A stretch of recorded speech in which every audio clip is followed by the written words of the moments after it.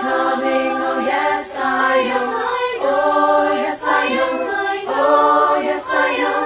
Oh yes I know. Oh yes I know. Oh yes I know. Oh yes I know. Oh yes I know. Oh yes I know.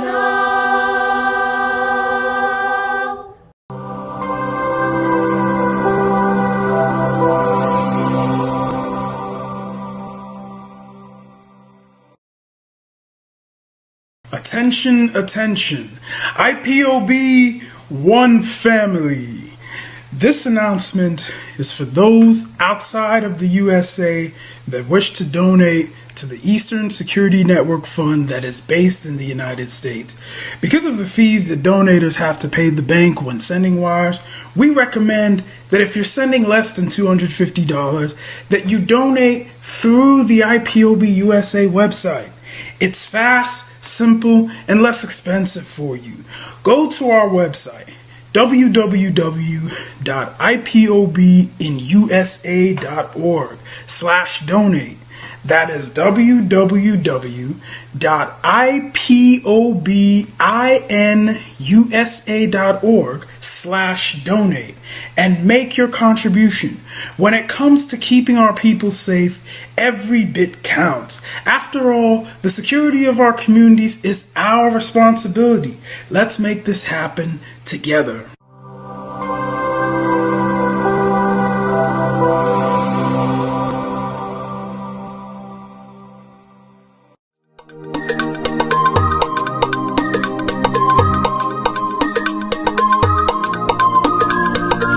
Yeah, Mr. Bella once again. Wisdom, heal it, come on. Yeah. Say Biafra will not last forever. They say happy up in no go stand. What did they know? What do they know? What do they see? What do they see? If you give me a gun, I will shoot them aside. If you give me a gun, I will shoot them aside. If you give me a gun, I will shoot them aside. If you give me a gun, I will shoot them aside. If you give me a gun, I will shoot them aside. No, no, no. Biafra will live forever. Oh yeah. Biafra will live forever. Oh yeah. Biafra will live forever. Oh yeah. Biafra will live forever. Oh yeah. Biafra will live forever. Oh yeah. Biafra will live forever. Oh yeah. Biafra will live forever. Oh yeah. Biafra will live forever. Oh yeah. Ogerugo manige tetanura. The lovers of Biafra. This is the time we need to come together and fight for what is belong to us. Ogerugo maniga bandizu. What make us a giant of Africa? Adam Pochinti na Hesugo. Mbogeru nisina nyama kweno. Hello Lisa Binigwe. Out of his wisdom, giving us somebody like Nnamdi Kanu for this our race mission. Biafra will not last forever. They say happy up in no go stand. What did they know? What do they know? What do they see? What do they see? If you give me a gun, I go shoot them aside. If you give me a gun, I go shoot them aside. If you give me a gun, I go shoot them aside. If you give me a gun, I go shoot them aside. If you give me a gun, I go shoot them aside. Oh no, no. See you jump our hero, how he fought, he never stop. Nnamdi Kanu, but no can we stop, he cannot stop. Biafra will live forever. Believe me now. But independence for Nigeria as a corporate entity is not enough. The peoples of Nigeria must at the same time be guaranteed their freedom. We must ensure that in an independent Nigeria, individual citizens throughout the land enjoy liberty, human dignity, and equality under the law.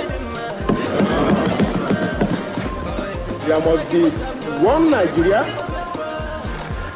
with one constitution and one law for all. Let us therefore, Mr. Chairman, sir, close our ears to the counsel of despair, which says that we cannot here at this conference agree on a constitution.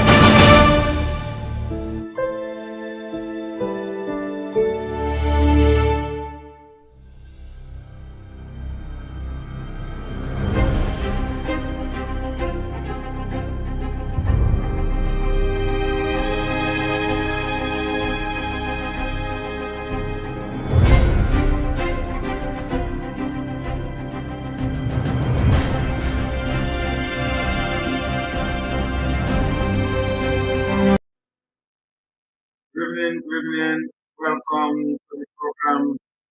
Welcome. This evening we are live and direct on Insta Biafra Channel 1, live and direct on YouTube, live and direct on other social media platforms, where we are bringing to you gospel of Biafra, where we are bringing to you exposition, the exposition that will make you never to remain the same.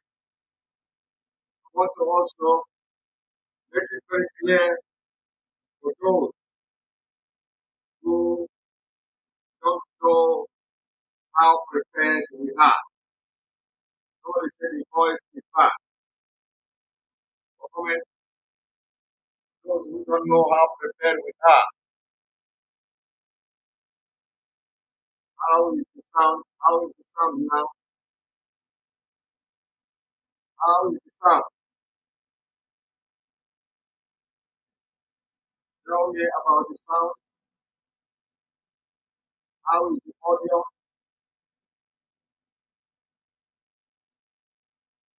Not good. Alright. Comment.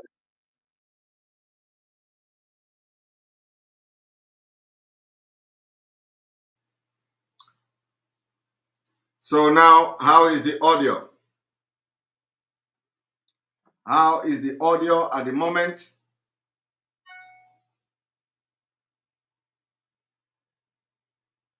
Something wrong with the sound. Better.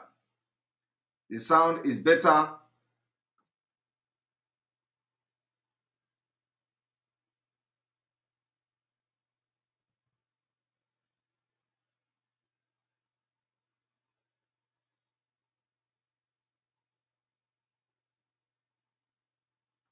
Thank you very much. Thank you very much. Thank you very much. The sound is better. The sound is good. You see, thank you very much. Some people don't understand that Biafra struggle is a struggle for everybody. Biafra struggle is a struggle for everybody. Every Biafran. It's not a struggle for a particular people. It is not a struggle for a particular individual. Biafra struggle is a struggle for everybody. And our leader, Mazi Nnamdi Kanu, the greatest leader of the liberation movement. As a leader he identifies with even those who are not Biafrans. He identified those and identify with those who are not IPOB members, those who are on the truth, those who stand on the truth, those who say the way it is, those who are not liars. He stand with them and he always make it very clear. Before, when I started the struggle, when I joined the struggle for Biafra restoration, I was not an opt member of IPOB. Mazi Nnamdi Kanu understand and recognize the fact that I am doing something commendable. And Mazi Nnamdi Kanu mentioned my name, commending me several times.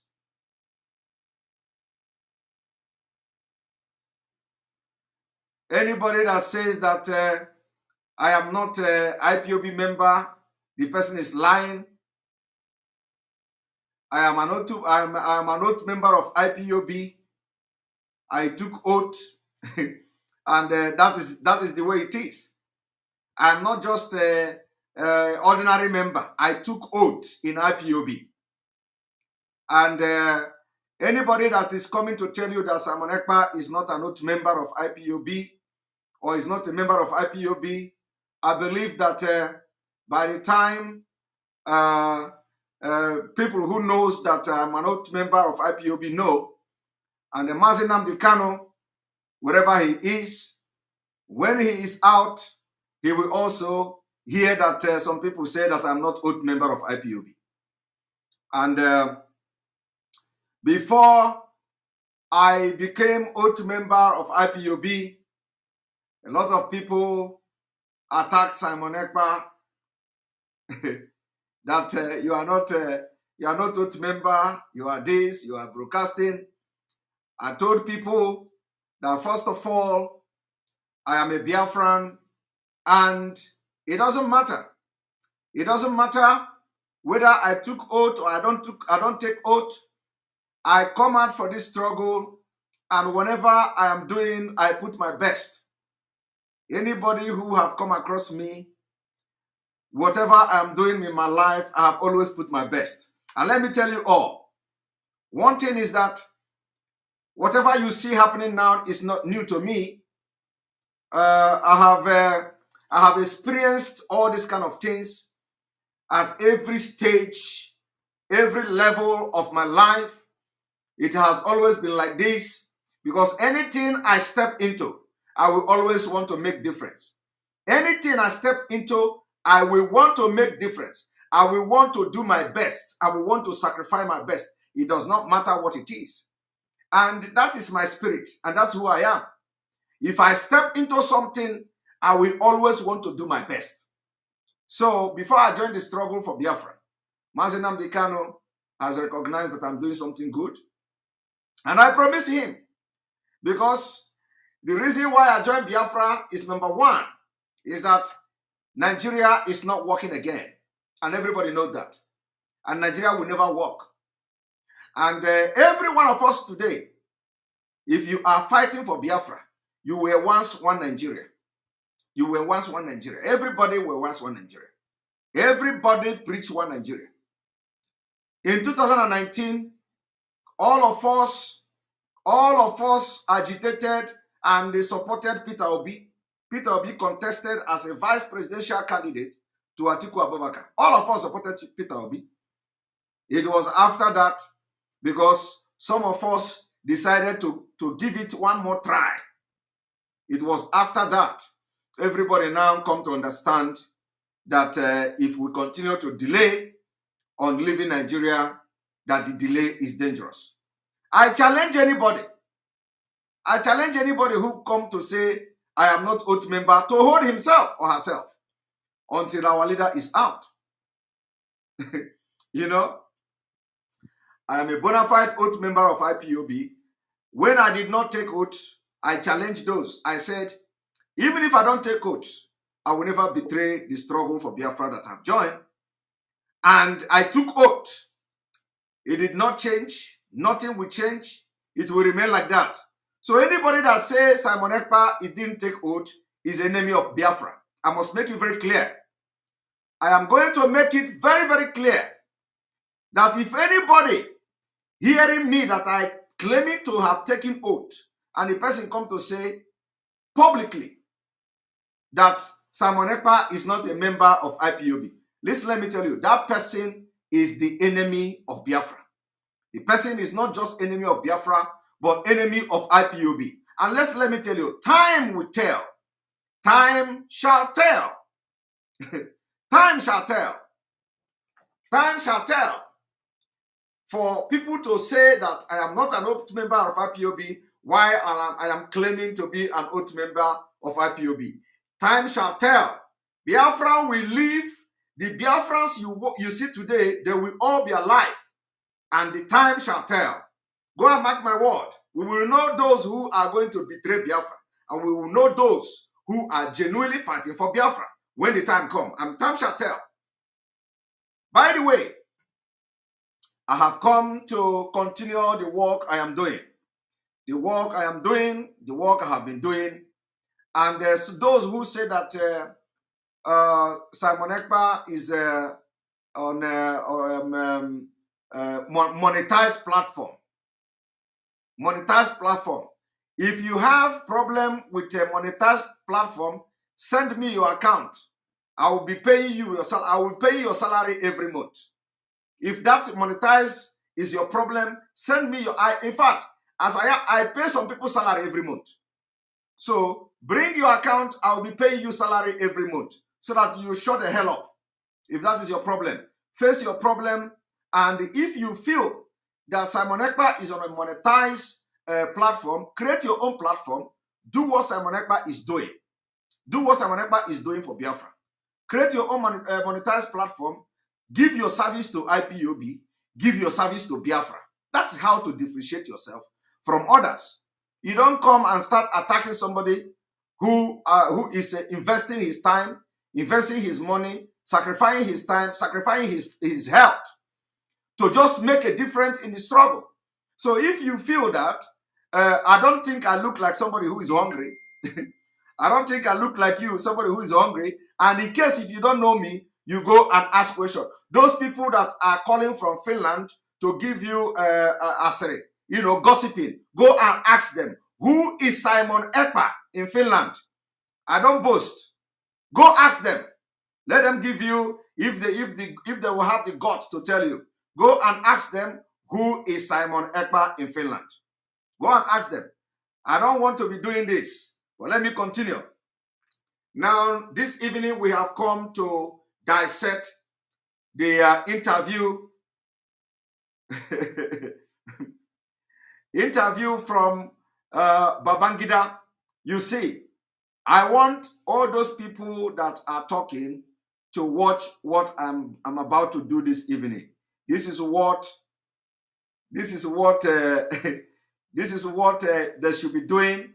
Is instead of channeling they say they are bringing media war. I do not know who they are going to fight with the media war. And if we begin to fight the media war, I don't think some people will win me in media war.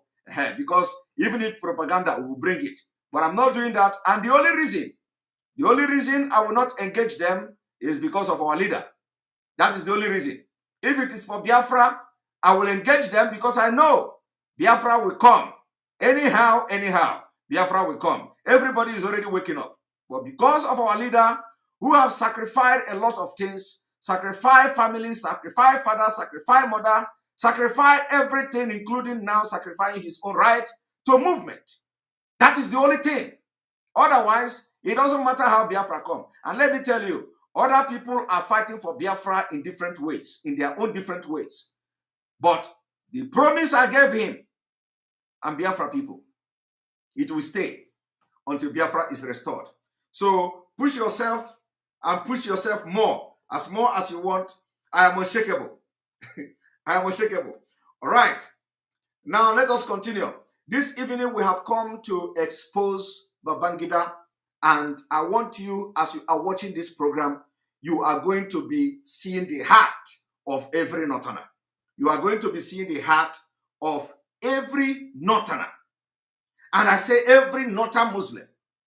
Every Fulani, you are going to be seeing their heart. And for those of you who don't understand what is coming to you, I want you to listen to this. Now, I will start by playing a video that some of you are very, very familiar with. One moment.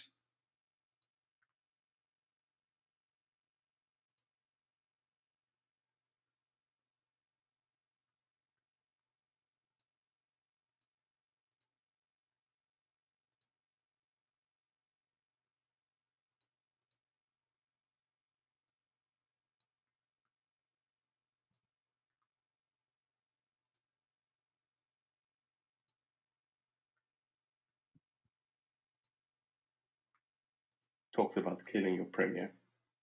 Add on top of that the North's general hate of the East, and you can start to get the picture of the sort of tribal tension Nigeria was heading towards. One thing I've noticed, Premier, while I've been here, is that Northerners seem to have, I might almost call it obsession about the Igbos. Could you perhaps explain that to me?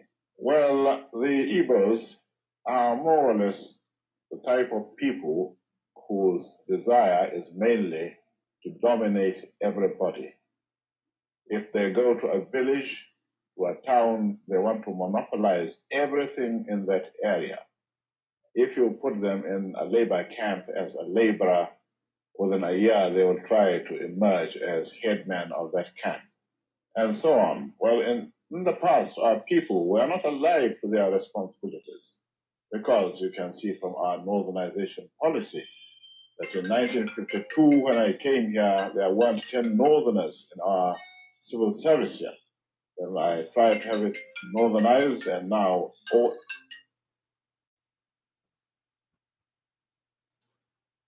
important posts are being held by northerners. Is this policy of filling all key posts in the North solely with Northerners and not with other Nigerians a temporary or permanent one? In actual fact, what it is a northerner first. If you can't get a northerner, then we take an expatriate like yourself on contract. If we can't, then we can employ another Nigerian, but on contract too. This is going to be permanent, I should say, for as far as I can foresee, because it will be rather dangerous to see the number of boys who are now turning from all our learning institutions coming out with having no work to do. I'm sure whichever government of the day might be, it will feel rather embarrassed, and it might even lead to bloodshed.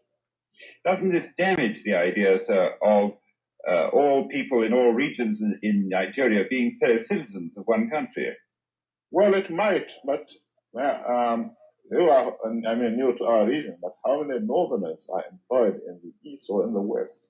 The answer is no. And if there may be 10 laborers employed only. Major. Now, did you hear that?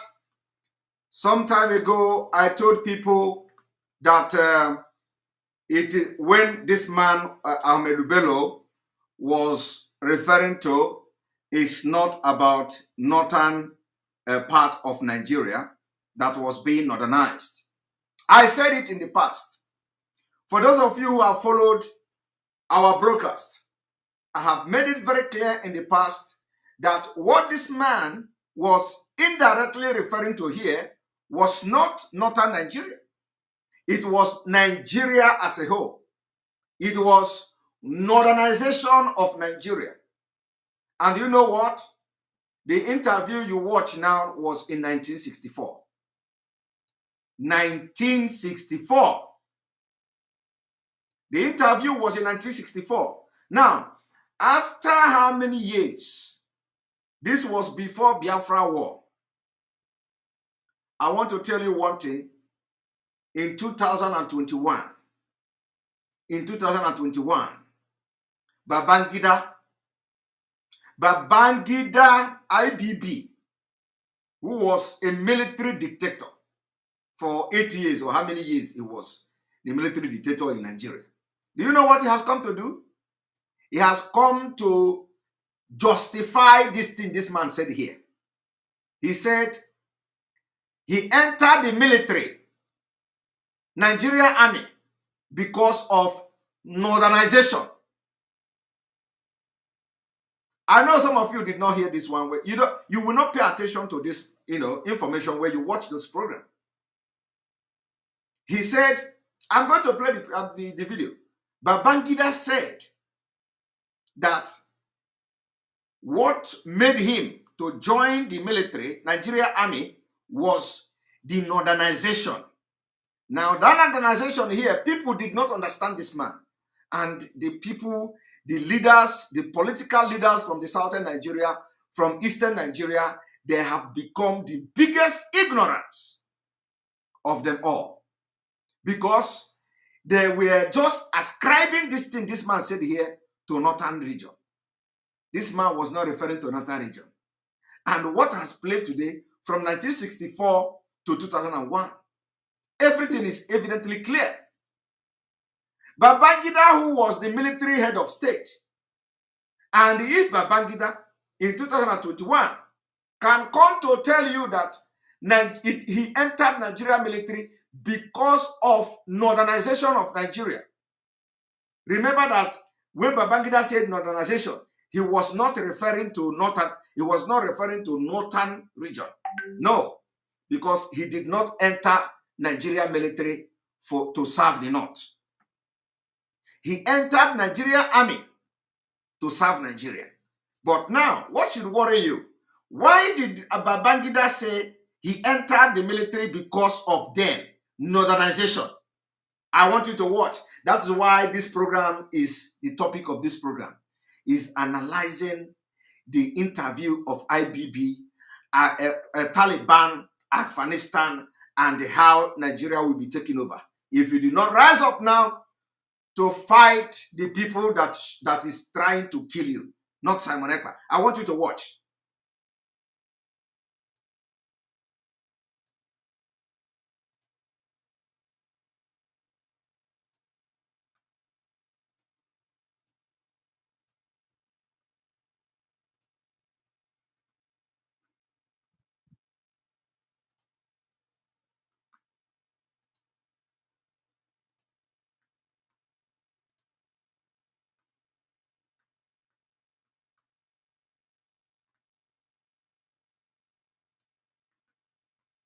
Turns 80, he says he's quite concerned about issues of Nigeria's unity, especially agitations for secession and requests for further discussions about the subject.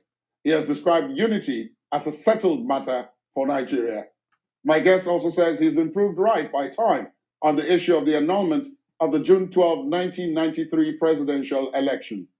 Newsnight speaks to Nigeria's former military president, General Ibrahim Babangida.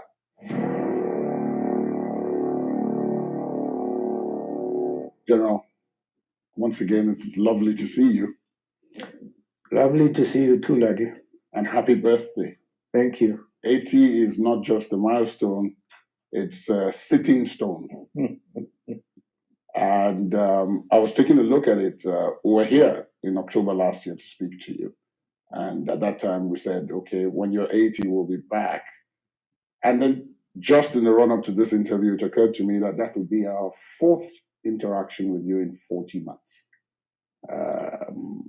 That's not bad, is it? No, actually, it's quite a privilege. And thank you for that. Thank you too. Why did you join the military at the time? Because you possibly could have done anything else, given what your records indicate. You could have been anything you wanted to be. Why did you choose the military? I was a product of political processing at that time. I was a product of political processing at that time. I want you to pay attention. I was a product of political processing at that time. Do you know what that means? You will not understand it. You are going to understand it now. Babangida said, as at the time he joined the Nigerian army, he was a product. He used the term. I want you to pay attention. He used the word product. product of a political system. Did you hear that? When Buhari was alive, Buhari joined the military as a result of product of political system. Now, I'm going to shock you. You don't know the system, right? You don't know what is the political system. You are going to know what is. In fact, I want you to invite all one Nigeria to this channel. Invite all one Nigeria. Invite those who tell you that Fulani, they are not coming. Invite those who tell you Mazi Nnamdi Kanu is making noise. Invite those who tell you Mazi Nnamdi Kanu is abusing everybody. Invite those who have attacked Simon Ekpa today. Let us give them some assignment, job that they should be doing. Because after this program, from tomorrow, since they have attacked Simon Ekpa and Simon Ekpa is not responding, because I will not respond to anything. The comment I'm making is a comment, it's a general comment. And it is what we call the side talk comment.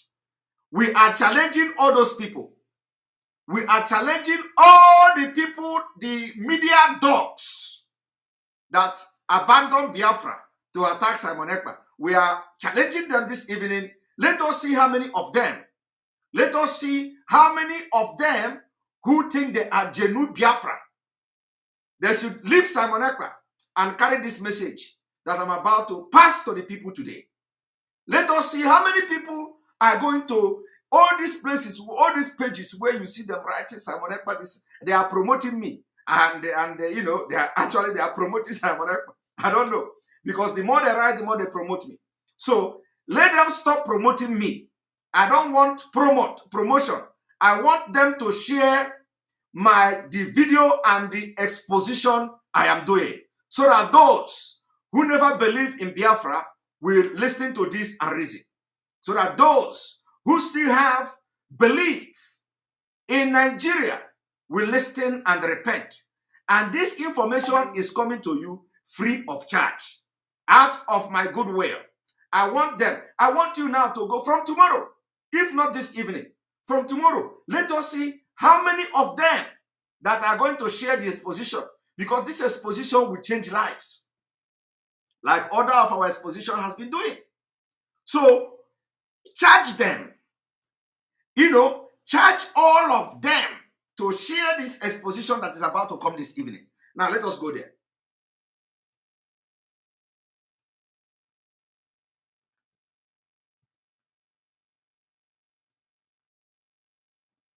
It was a product of political system. Have done anything else, given what your records indicate. You could have been anything you wanted to be. Why did you choose the military? I was a product of political processing at that time. There was a program of Nigerianization of the armed forces of the country, and also the process of, if I use that word, northernization, to make sure that people from this part of the country join the army. It's a political decision. Did you hear that? Did you hear that? There is a process of Nigerianization and northernization of Nigeria army. At that time, they used the word northernization. Now, I want to ask you, how is for those who claim that Ahmedou Bello was making reference to the region of northern Nigeria, where he said he want to make northern Nigeria, it is a northernization of northern Nigeria, which is the video I played in the beginning. The video of 1964. Northernization of armed forces of Nigeria. Did you hear that? Did you hear that? He said northernization of armed forces of Nigeria. And let me tell you, it didn't end here. That is the result of today. And you know what? He then came to lie to Nigeria. He said He annulled the June 12th election for the unity of Nigeria. He said they have to stop Abiola, a Yoruba man, from becoming the president for the unity of Nigeria. Do you know why? Because of northernization of Nigeria. The product, he said he is a product. I want you to underline the word product.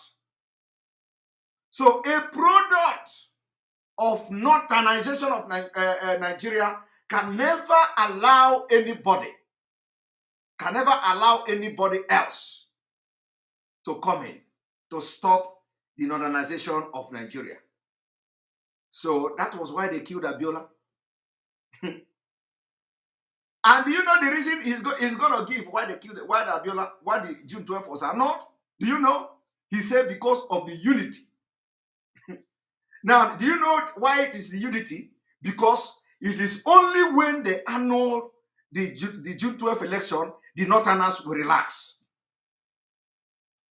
Who is going to go to war? Had it been Abiola was declared winner of the presidency? Who? You think it is the Igbos? The answer is no. You think Igbos would have gone to war in Nigeria because Abiola was the winner? The answer is no. Who do you think they are going to go to war? Northern people. Because from the time Babangida was joining Nigeria army, he was a product of a political process. And the political process that made Babangida to join Nigeria army, he can never forget it. He can never forget it. And that is the quota system.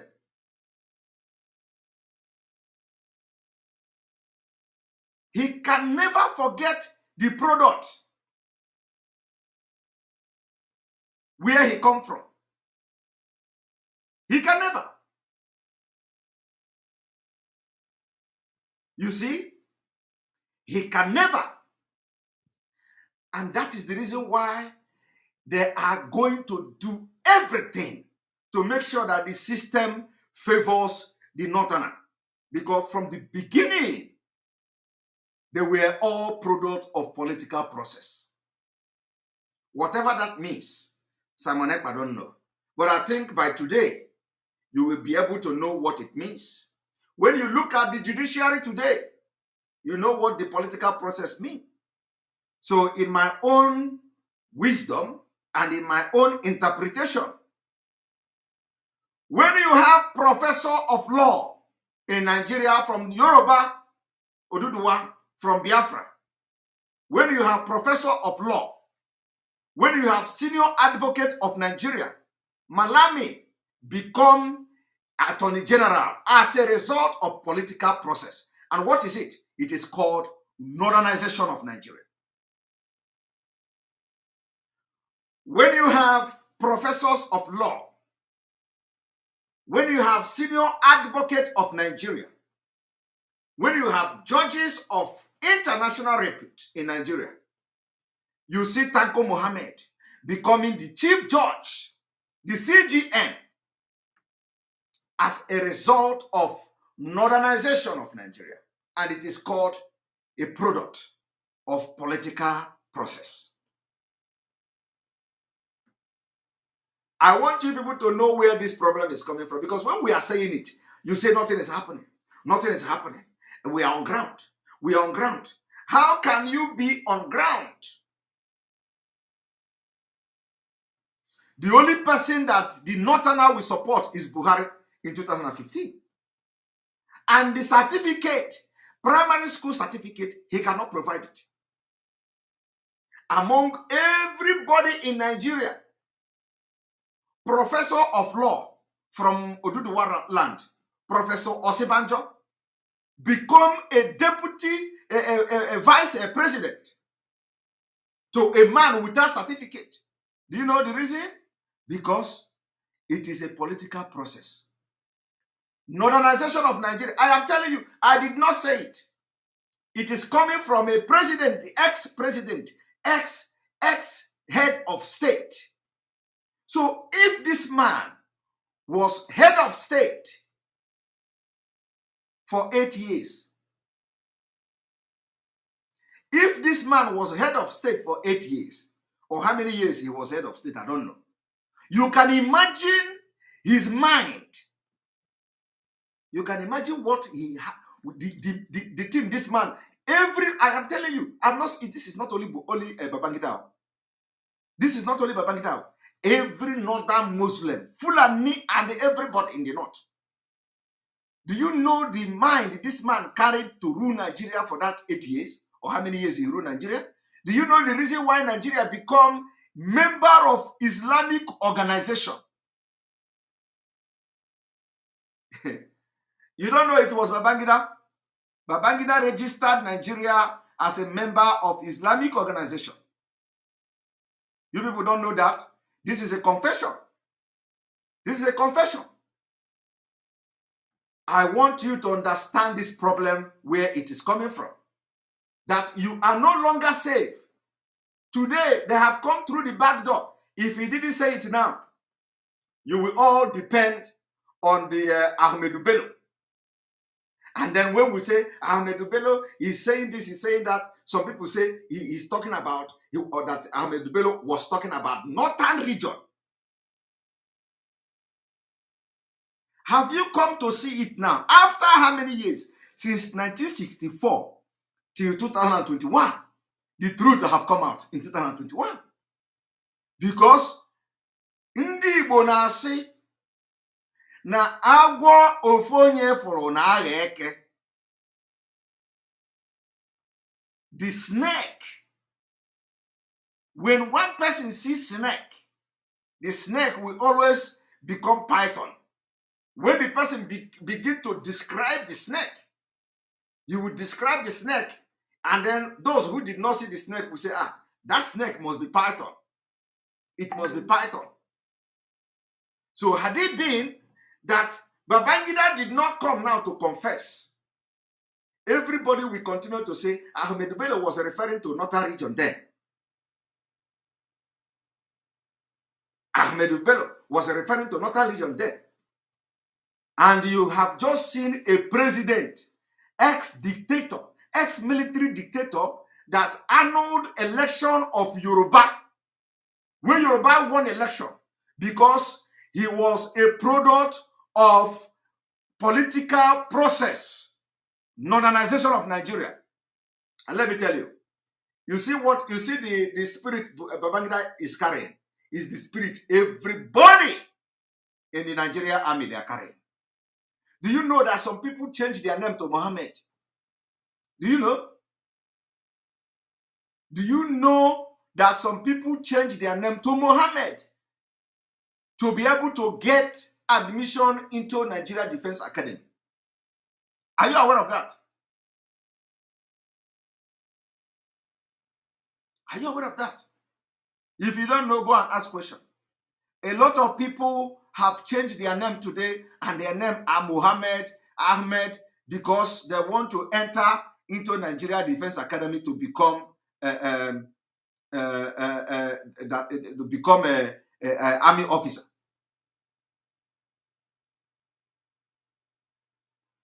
Do you understand that? And that is the problem. That is the problem. And do you know what? Malami is a product of modernization. So Malami, the first thing Malami should think of is modernization of Nigeria before anything. That is why today Abba Kaere has been indicted in America by FBI, the world's most powerful police. FBI. Do you know what? Because of the modernization, Abba Kaere become DCP, Deputy Commissioner of Police, because of the political process. There are mates, his mates, the people he entered Nigeria police with. Today they cannot boast of any rank. They can't boast of anything. but because of northernization of Nigeria. Abba Kaere now become the DCP. Today, product of northernization, Abba Kaere, they cannot indict him. They cannot extradite him yet. They want it to undergo due process. But let me tell you, if it happens to be Leko, Adeleke, it happens to be Okechukwu, by now, he will be in America. By now, Okechukwu will be in America. By now, Adeleke will be in America. Because everything that the Northerners are doing from day one is northernization. And people don't know. Our fathers have lied to us. Because how can they live in Nigeria and they did not know that the northernization of Nigeria is not about Ahmedu Bello? How can a president, ex-military dictator who ruled Nigeria for almost 8 years, if I'm not mistaken, will have this kind of mindset? So, Ndi Igbo na-asị, you can't bite the finger that feed you. They cannot go against northernization. Now, you see where the Nigeria problem is coming from. That is why when another person is retired, is the Inspector General of Police retired, another Northerner take over. Head of military retired, another Northerner take over. Senate President, Northerner. Muslim. The Deputy Speaker, House of Representatives, Northerner, Muslim. Speaker, Muslim. DG, Custom, Muslim, Northerner. Immigration, Northerner. NMPC, Northerner. Police, Northerner. Civil Defense, Northerner. Air Force, Northerner. Everywhere you go today, it is called northernization. And people don't understand. I have been teaching this thing. It is called a systematic conquest of Nigeria. I said Taliban used guns to capture Afghanistan after 20 years. Oscar Eyank. Taliban used 20 years to capture Afghanistan. What do we do to stop this? My brother, Oscar Eyank. There is nothing you can do to stop it. The only thing that can stop it now is for the entire Southerners, Biafrans, Middle Beltans, for everybody to come to understand why Northern Fulani Muslim and Northern Muslim have taken over the entire system of Nigeria. Because all this while, everybody was wondering. If you go to social media, if you go to media houses, everybody is complaining. Why not have taken over everything? This one, custom, not. This one, not. That one, not. Fulani this, Fulani that, Fulani. So people don't know. Those who say they are educated, they don't know where it is coming from. They don't know.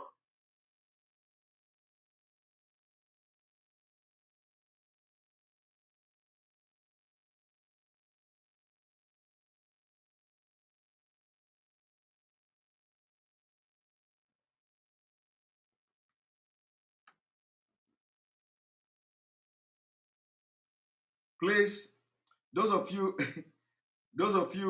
who come here to do comment of hip hop family member in Finland, please, first of all, I belong to where I want to belong to. Okay, I belong to where I'm an independent person.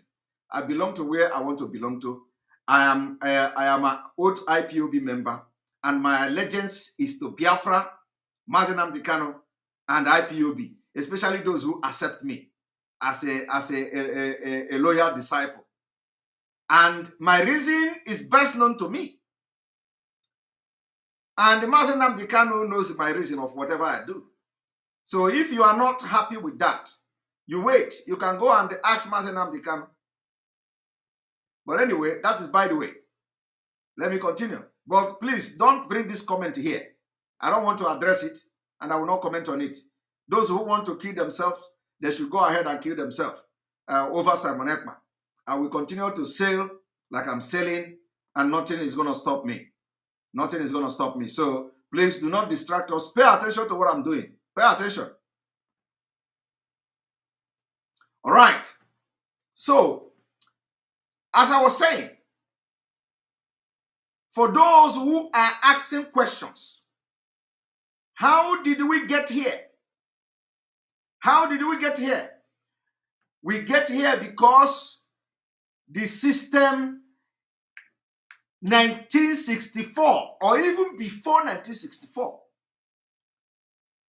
they were implementing what we call Northernization of Nigeria.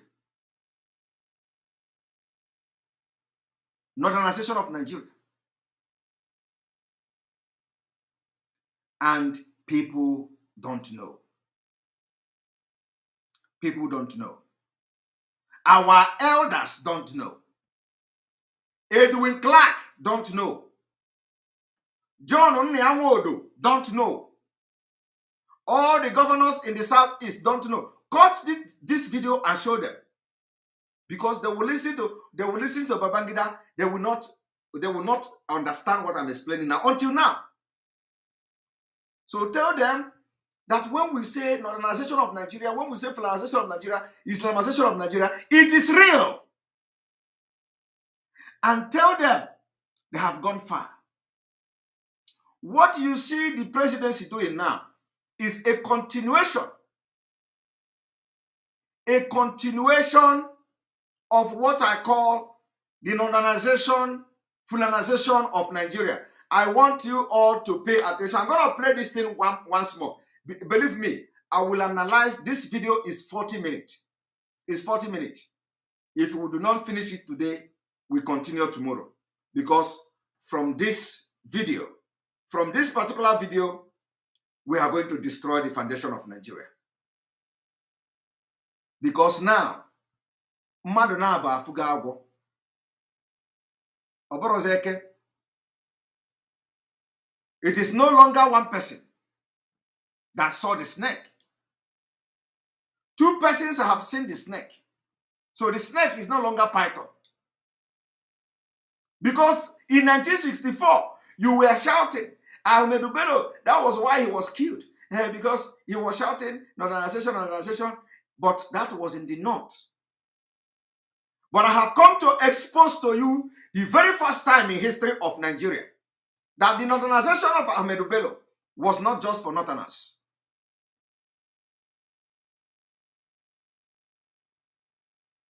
It was not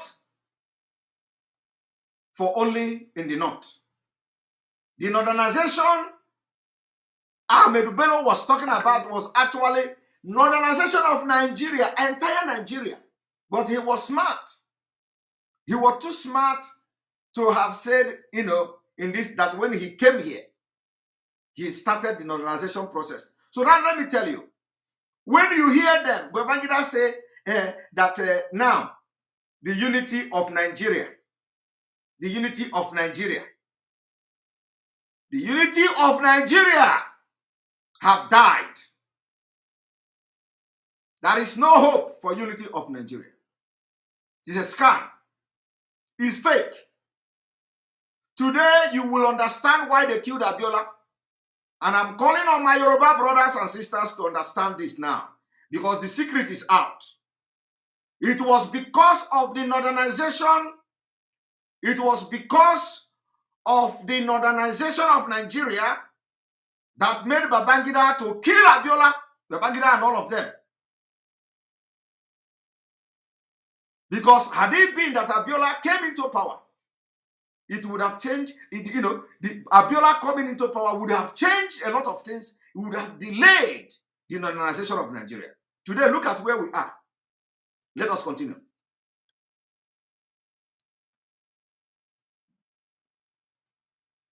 Time, because you possibly could have done anything in 40 months. That's not bad, is it? No, actually, it's quite a privilege. And thank you for that. Thank you too. Why did you join the military at the time? Because you possibly could have done anything else, given what your records indicate. You could have been anything you wanted to be. Why did you choose the military? I was a product of political processing at that time. There was a program of Nigerianization of the armed forces of the country, and also the process of, if I use that word, northernization, to make sure that people from this part of the country join the army. It's a political decision. So when people came, they talked to us when we were growing up to make a career in the army. As I said, if I give you an example, Yakub Gawar was moving around our schools to talk to us as young people that there is a good career in the army, we should come and join the army. Did you see that? Yakubu Gowon was the one projecting modernization. This Yakubu Gowon, he was the one going from school to school, telling them to come and take over Nigeria, that they want to turn the entire Nigeria into North.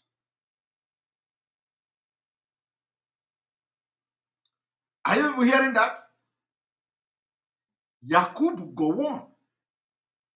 Today, how is Gowon? The evil and the sins of Gowon are many. So when Biafra went to war, or when the Biafra and Nigeria fight war, you understand that the hatred against Biafra, which Gowon displayed, did not start from 1967. Are you hearing that? It did not start from 1967. Gowon has been preparing against Umuchukwu Okika Biama for many decades.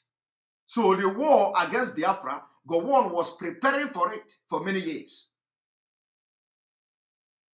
The impunity in Nigeria today, Gowon prepared for it.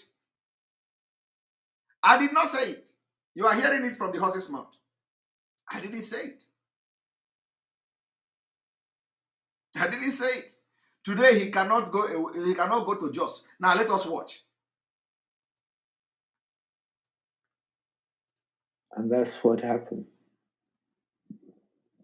Your history is military, and then subsequently a little bit of politics. If you had it to do all over again, would you do that? I pray we don't have to do all over again, because you are saying that we should go back to pre-independence. Well, I was talking about you personally, Your Excellency. Did you hear that? He said he prayed they don't go back there again. Because, all of them have this preconceived instinct of every other Nigerian now want a restructured Nigeria. So he is already telling him, that he shouldn't even talk about going back to pre-independence, which is this regionalism. Because all of them, they have, I say, listen, let me tell you why Nigeria can never be restructured. Let me tell you why Nigeria can never, ever be restructured. Because Every northerner today is a Muslim. Not every northerner is a Muslim, but every northern Muslim today is a product of political process. Every political office holder today in the north, from northerner, every political office holder is a product of political process. What is the name of the political process? Northernization.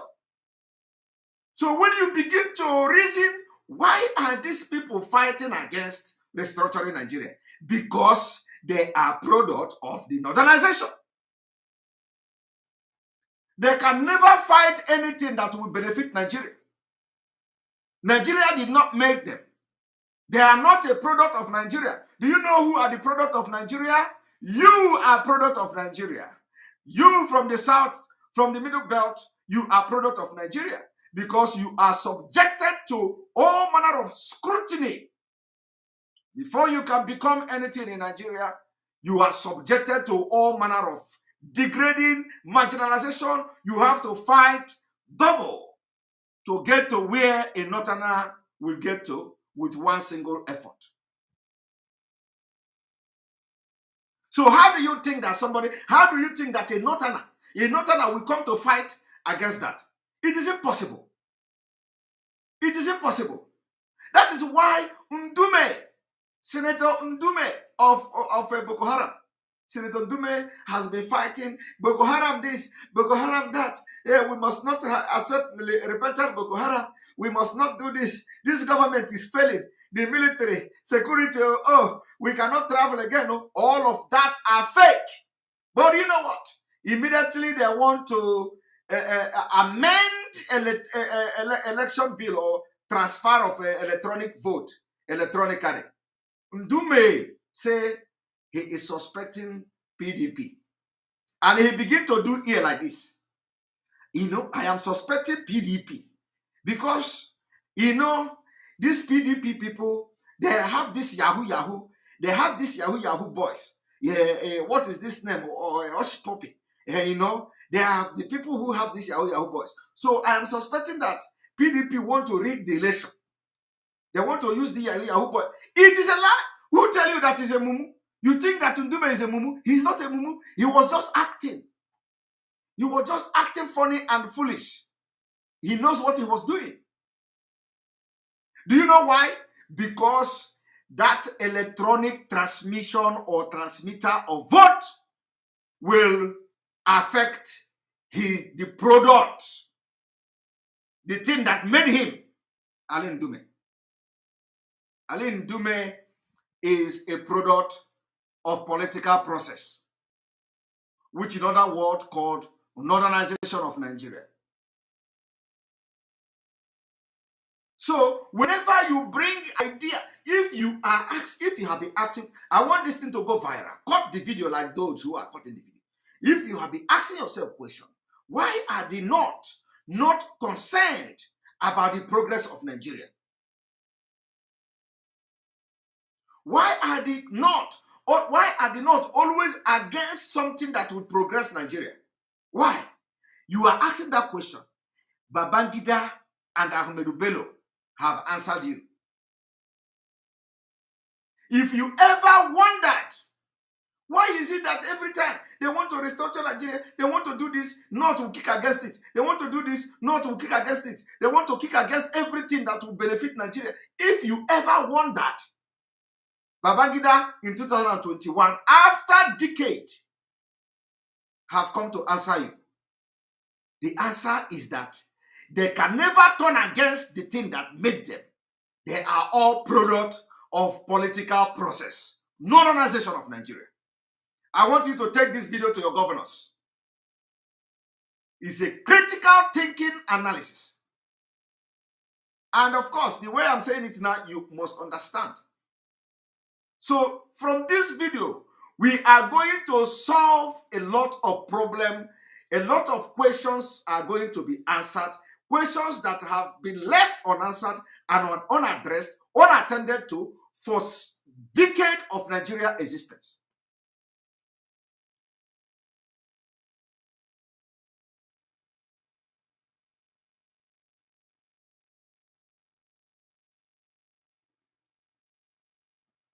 So I'm telling you today that we have seen the answer to many questions about Nigeria. We have seen the answer to why they annulled Abiola election, June 12th. It was not because of anything. They say it was because the unity of Nigeria. So it was because of modernization of Nigeria, they annulled Abiola, because that is the only thing that will bring unity. So if they have allowed Abiola, North will rise against Nigeria. So they have to annul it for unity, which they are not wrong. For unity. And Abiola's daughter is on Arise TV talking. So I want you also to send a clip of this video. For those of you who know Abiola's daughter, send the clip of the video.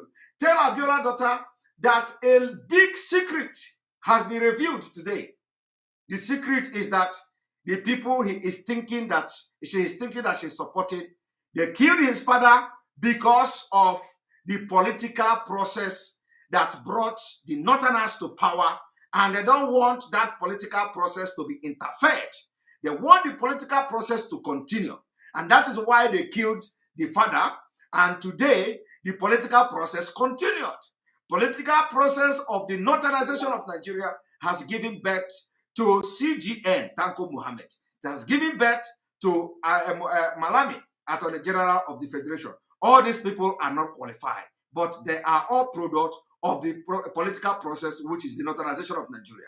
Today, we have seen in 2015, Buhari become the president because the Northernization and because of the political process, a product of political process. So every Northerner running around him, then who do they use? They use those who think that they are politicians from the South.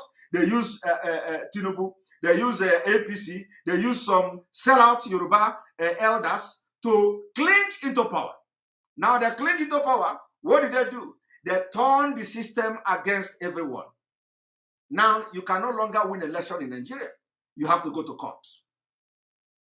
Remember that every election Buhari contested when he was alive, he has always, he went to court. Every single election, Buhari went to court because he don't believe in Nigeria. He don't believe in Nigeria. And people did not notice this thing. We shouted, we shouted, we shouted. They did not listen to us. Buhari don't believe in Nigeria when he was alive.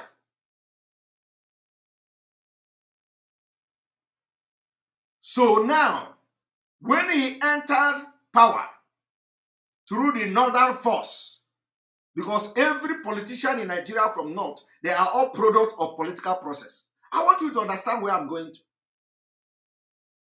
They are all products of political process. And do you know another word for it? In fact, quota system is even different. Quota system is a complete different thing. So don't even talk about quota system. Quota system is the educational disenfranchisement of the Southern Nigeria. So we are not talking about education. We are not talking about quota system. But we are talking about the political process. Political process, of course, the quota system is also part of the political process, but that is not a direct political process. They were able to put all these people. Babangida, he went there, he leveled ground for Fulani, and Abiola tried to come, they killed him. Everybody, now, Babangida have come to tell you that he became a military man as a result of political, he said that he's a product of political process. And then he went further to say he's a product of northernization of Nigeria. And I want you all to understand, I'm not misquoting anybody, because the Nigerian military is not Northern military. It is Nigeria military, Nigeria army. So if you are joining my Nigeria army, you are not joining Nigeria army for naught. You are joining Nigeria Army for Nigeria. And if you have been lured into joining Nigeria Army because joining Nigeria Army is a process of northernization of Nigeria, then what are you talking? It means that you are now beginning to see why we must rise up before Afghanistan repeats itself in Nigeria, which is already happening. Listen, let me tell you. If you don't know, I want to show you something. I want to show you something.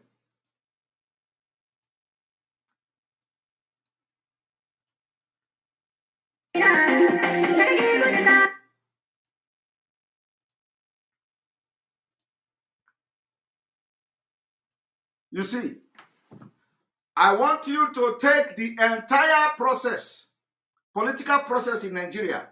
Terrorism is a political process, northernization. Fulani herdsmen is a political process, northernization. It is only in a different way.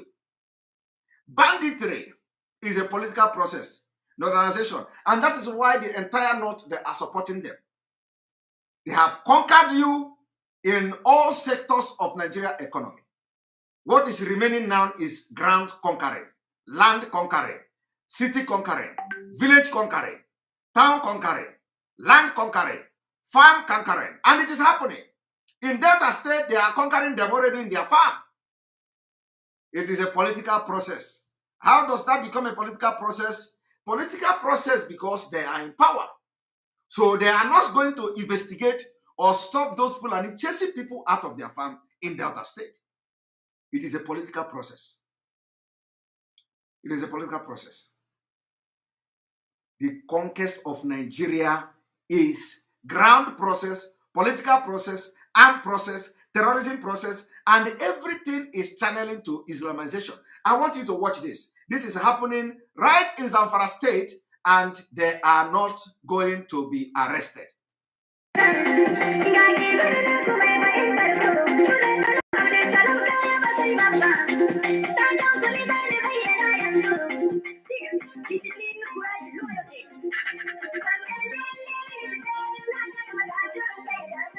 Where do they get these arms and ammunition from? From the Nigerian military. Where do they get the arms and ammunition? From people who entered Nigeria Army like Babangida, who were admitted into the NDA, who entered Nigeria Army as a result of political process. Northernization of Nigeria. It was not there, no. It is happening today. Where do they get the arm from? Do you know that they are in Nigeria soil? Where are the tracking device that Pantami and the Abakaere used to kill Biafra people in Imo State? Where are the tracking devices? Huh?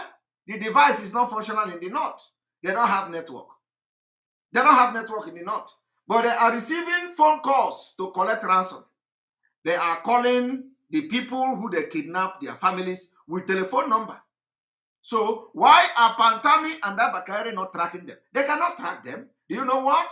They are making money to fund the northernization political process of conquest of Nigeria.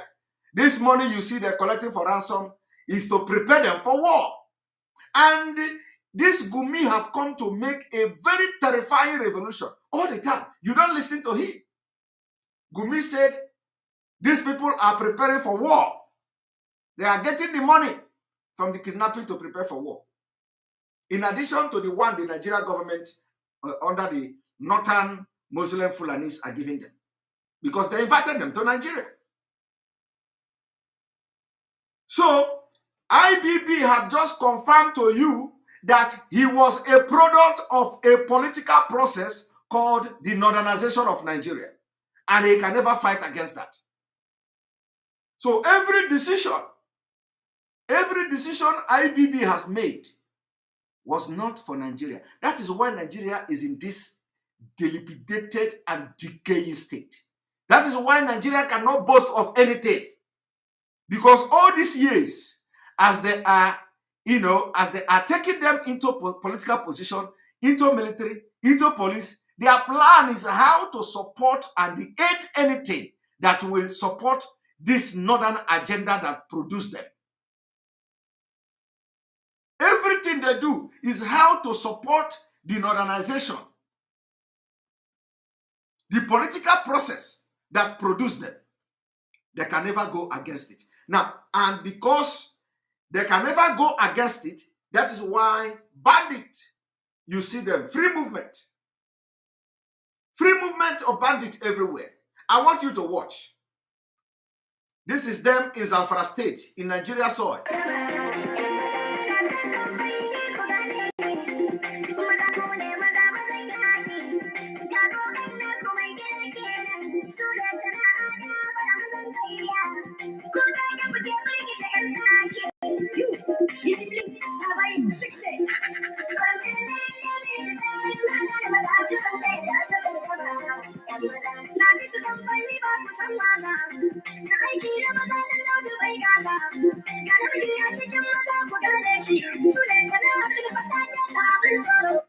So let us see how many of those will share this video. I want you to go to their pages. I want you to go. They should crucify Simon Ekpa, but at least the message Simon Ekpa is passing to Biafra people, to Nigeria people, let them share it. They can even cover my face so that I will not appear on their platforms.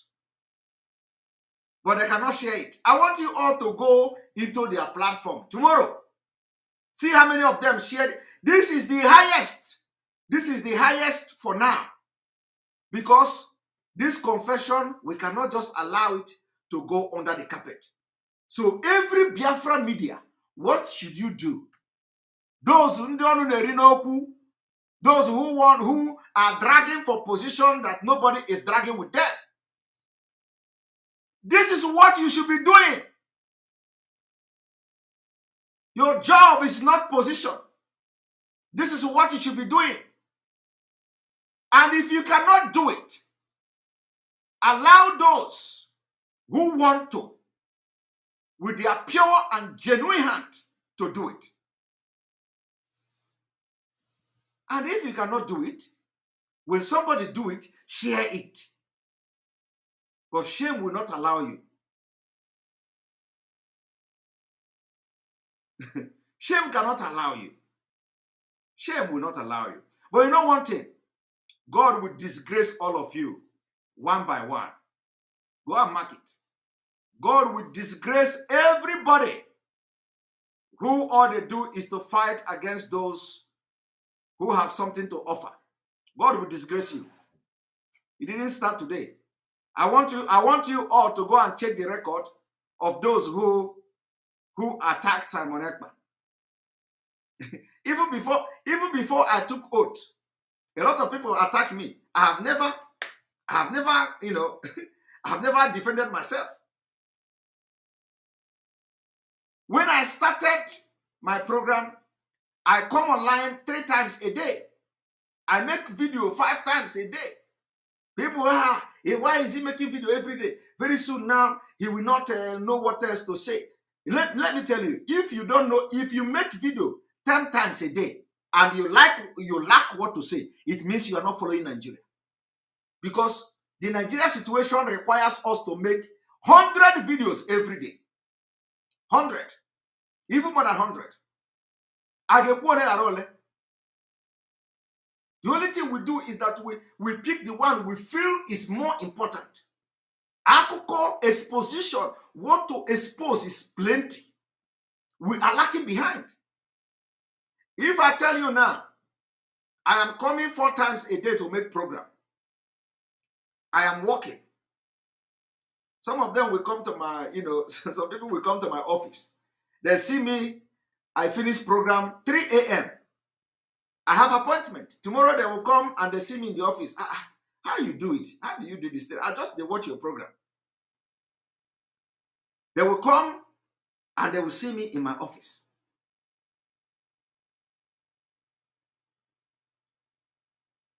So what I'm telling you in essence that watch and see how many people will share this.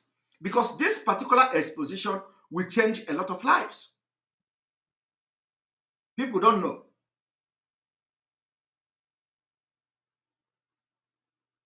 don't know. Let us move forward. I want you to watch the thing happening in Nigeria. And it is a product of political process, modernization of Nigeria, and it is coming from IBB, Ibrahim Badamasi Babangida.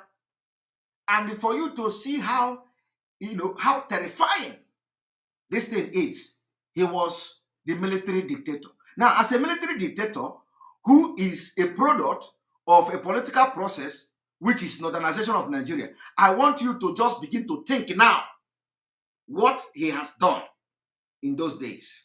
You will know that a lot of things have, a lot of evil against Christians, against southern Nigeria has been done.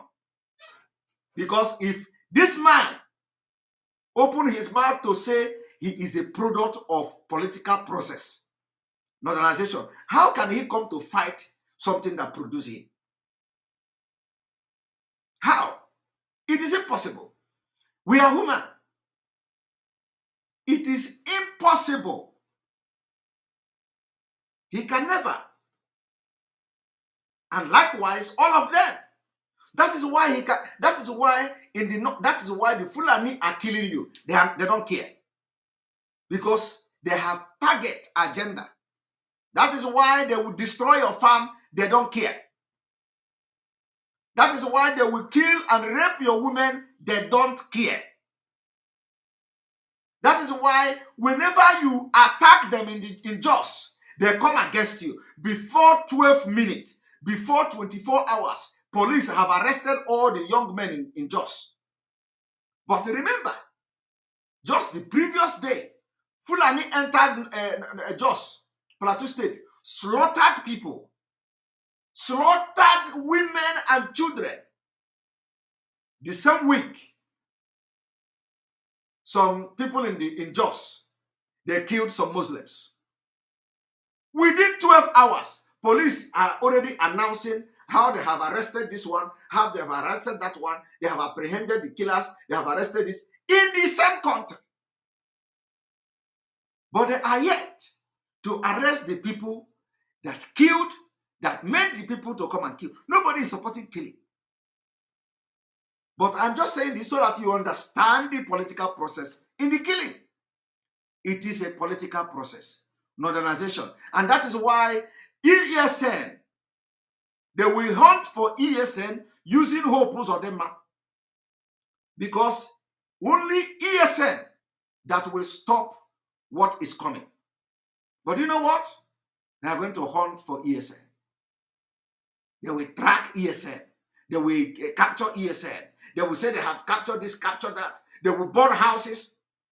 But I am asking you, are these people not in the same Nigeria?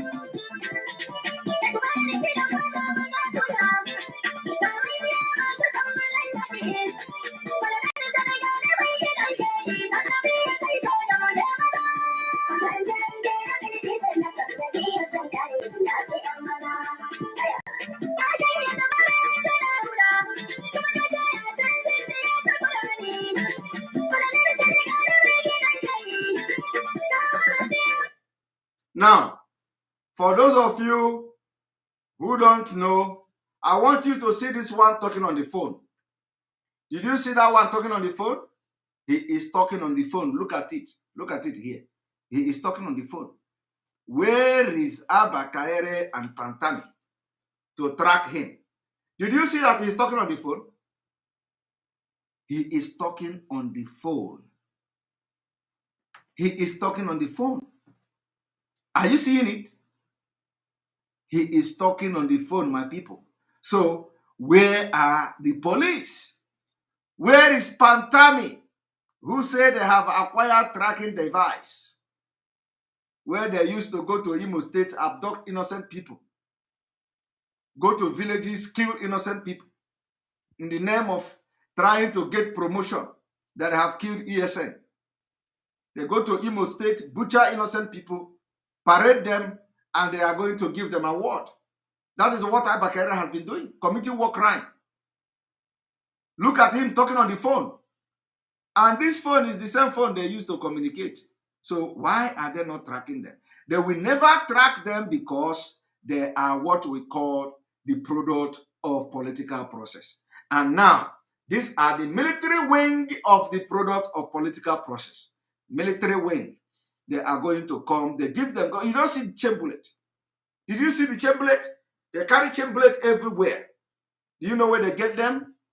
You didn't fly. They get them from Nigerian military. They get them from Nigerian army. Those of them who already penetrated and have joined. Of course, I don't. It's not. Those of them like Babangida. Those of the top military generals behind them, because they have agenda. The agenda is northernization by force, by fire. Fulanization by force, by fire. Islamization by force, by fire. Now, let us continue.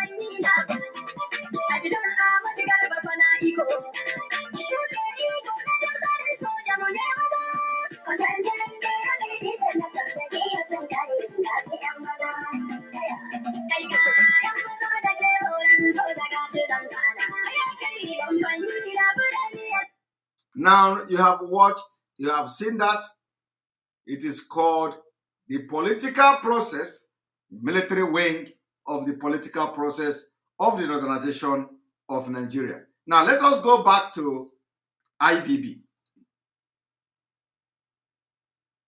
Let us go back to IBB.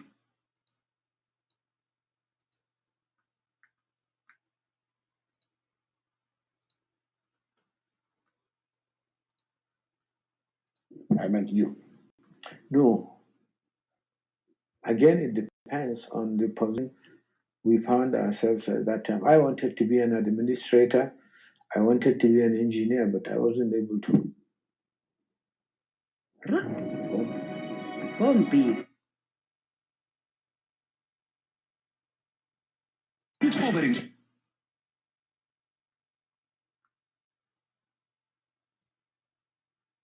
I mean, or was there another reason? Because I want you to listen. He said he wanted to be an administrator, he wanted to be an engineer, but he can't. Because he don't have brain. For you to be an engineer, you need to know mathematics. Mathematics. How can a Fulani man from the north know mathematics? So what they have to do is to look for one of the easiest way to become the product of political process. So the easiest way is to go to Nigerian army. Whether he pass exam or whether he don't pass exam or, they were begging them to come as a political process, a product of a political process. So anything you do, they pass you. That is why Nigeria is what it is today. You see your problem. You see your problem? He cannot pass any exam as an engineer.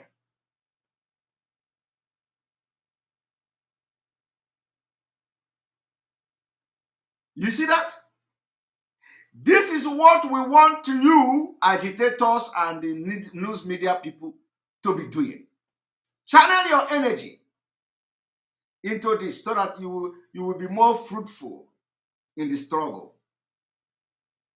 If you chase Simon Ekpa today, what are you going to gain? Will you take my position? Will you take my position?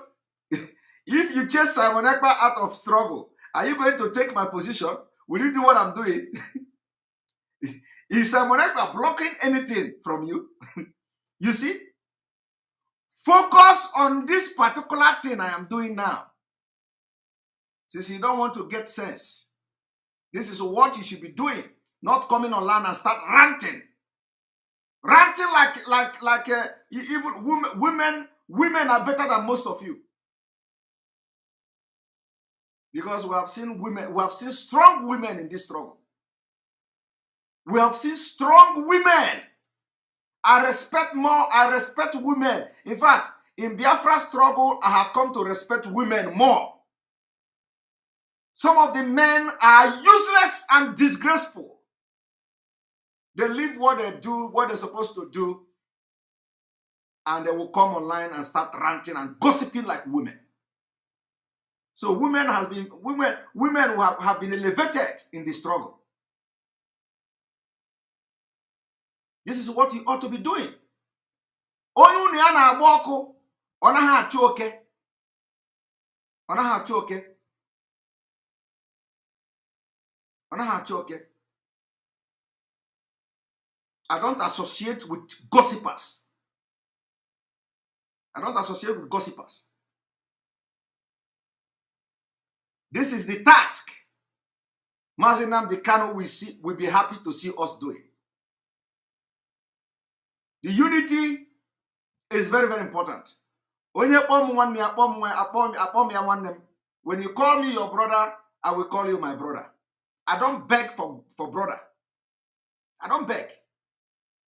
If you call me your brother, I'll call you my brother. But this is what our leader will want us to be doing. Let us expose everything exposable. Except if you are working for the enemy against the struggle. You continue what you are doing. People are watching. Biafrans are not fools. Biafrans are not idiots.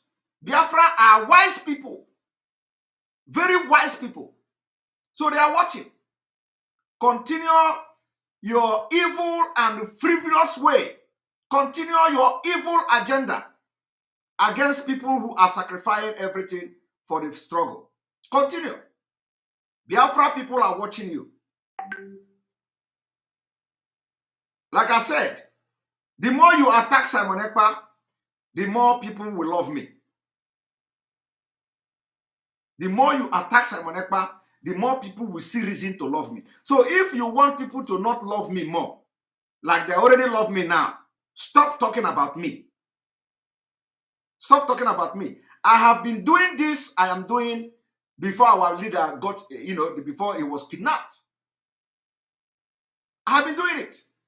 And I have never one day wronged our leader. I have never one day done anything contrary.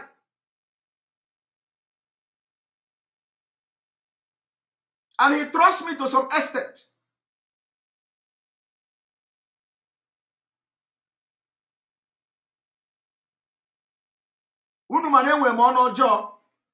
I have a very bad mouth.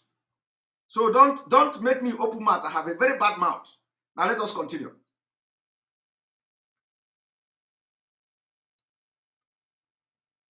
I joined the army. You seem to have a nose for when things change, the movement of direction. Because your history and from things you said before, you're able to read things very easily. To read things very easily, read atmosphere, the mood, and all of that. Because the history is that you've always been part of every successful change of government. What is it about that is you? I was fortunate to be in strategic places within the armed forces. Did you hear that? Did you hear what he said?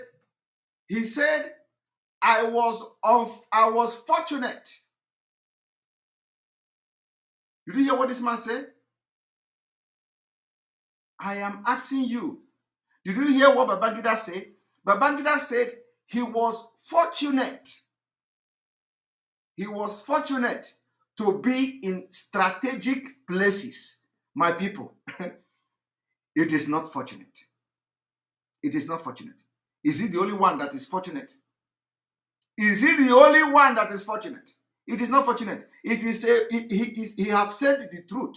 The truth is that he was a product of political process. A product of political process. So, as a result of a political product of a political process, they have to position him in the places in Nigeria army that he did not qualify to be. He has to occupy the position he did not qualify.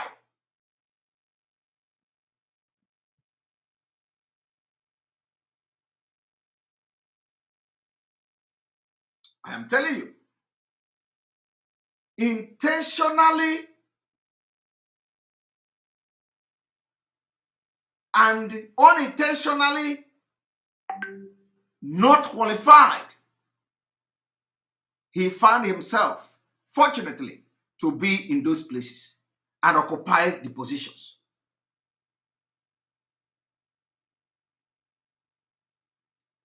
No, somebody say, they are trying to get me. My brother, no, they will not get me. They will not get me. Let me tell you. I want everybody watching me not to worry. You see, but sometimes when this kind of thing is happening, the best way to respond, if it is a place where we will be showing that how good we live, we will always say, living good is the best revenge. But now, making good exposition is the best revenge for me. So my own is not to live big, because living big. If it is a place where we begin to show off, what I will say is that, okay, now let us show off now. So living good is a good is the best revenge. But it's not a place where we show off. What we do here is I gossip brain. This is where we show wisdom brain. What God has blessed you with, bring it out for Biafra. So the best revenge in this kind of thing is to put more energy to what you are doing. Put more energy. Disappoint them. How do you disappoint them? How you disappoint them is to begin to dig more into what you have not even digged into before. And disappoint them. That is who I am. So, and that is why, if you follow my tweet, I said, you are going to see triple of Simon Ekman from now. And you will see it happening. It is not going to be Mama Power.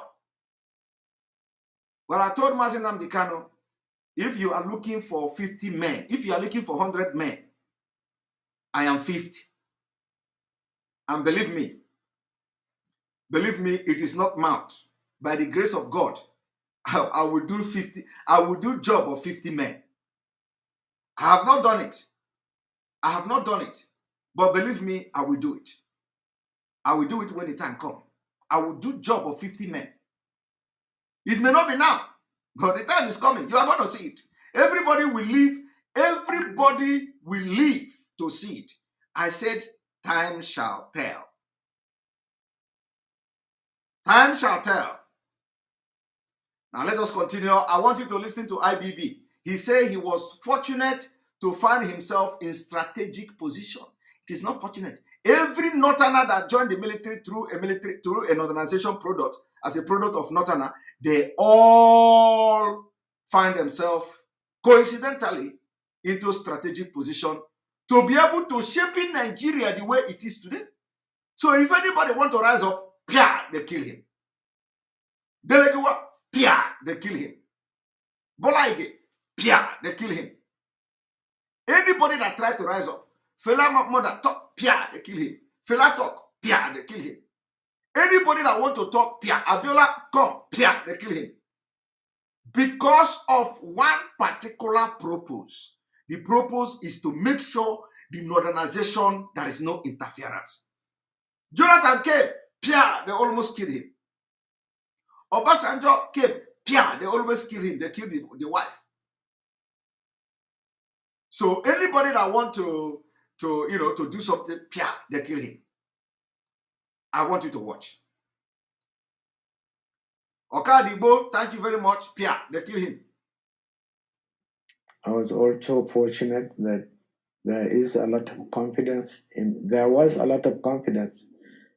in me as a commander of troops at a very young age, lieutenants with 38 people. Did you see that? At a very young age, lieutenant at a very young age, without qualification. Kensaro Wiwa, thank you very much. Kensaro Wiwa, Pia, they killed him. But you, as a southerner from Oduduwa land, from Biafra land, go now and become captain. Do you know how many years you are going to serve in Nigeria Army? They will retire you. Any day you want to become colonel, they retire you. And the only time they will give you power, they will give you general, is when they know that that every spirit of Biafra or every spirit of Southern Nigerian have left you. Once they notice, and even at that, they will not trust, they will not give you a position of trust.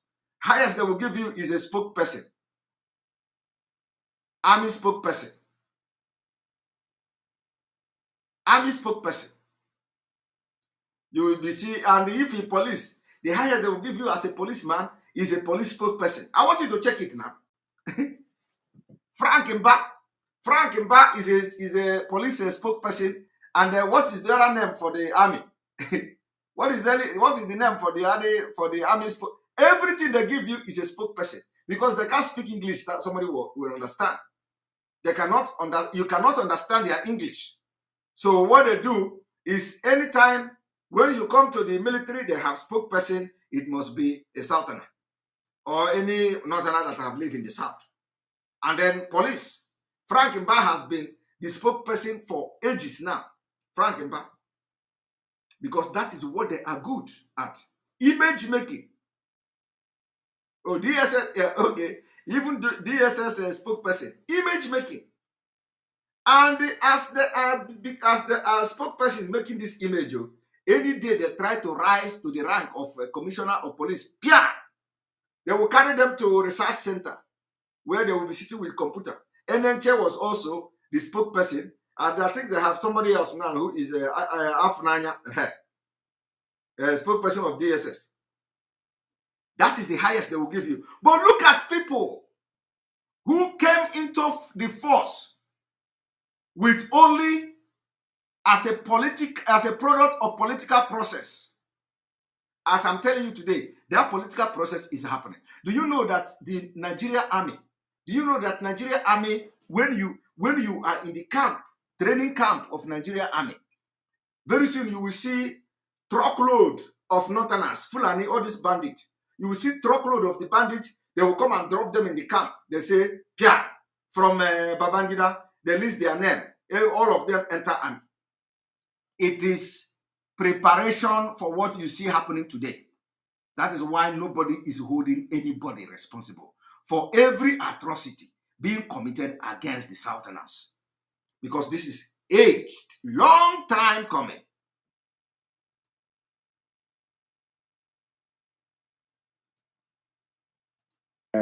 Company commander with about 120, regimental commander with about 200, and so on, up to the army. It's just, but when I was also growing, I was in a very strategic units of the Nigerian Armed Forces, where those are units that you definitely need them to participate in such ventures. Looking back today, do you sometimes laugh at that aspect of you? Which one? That is that you can see that the wind is blowing in a direction, and probably even before anybody else, you're able to see that. That's why you are a human being. You have to be very instinctive on some of these. Please, I want people watching me right now to look into this picture. I want you to look into that picture. There is something here. They're called Al-D Grand Patron. I want you to go and check what this thing means. The picture you see here, there is something inside this picture. Please, those of our men, go and check inside this picture. Take a screenshot and look at it. I want to know, what is this inscription here? He is a grand patron. We need to start to check it out. We need to start to check this thing out.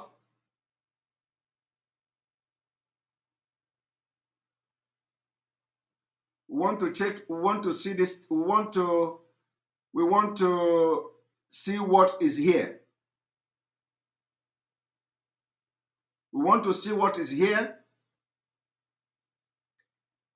Please, after this broadcast, take a screenshot. Take a screenshot. We want to know what these things mean. He is a grand patron to this particular organization or name. We don't know what it means. So go and Aldi Supermart. I don't know what that means. Grand patron. I don't know whether supermarket gave grand patron. Is a product. How can a product get grand patron? Anyway, please, you people should check it. Let us know what it means. We don't know whether supermarket, they are getting grand patron these days. But anyway, so we need to know what it means. But let us move forward.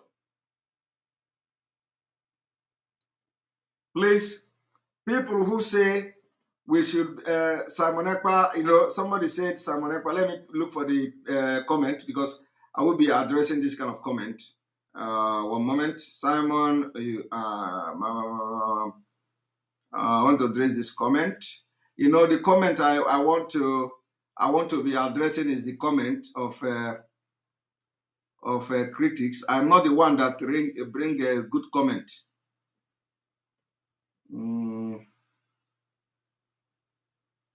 So, except I don't see the comment again. The thing just went off.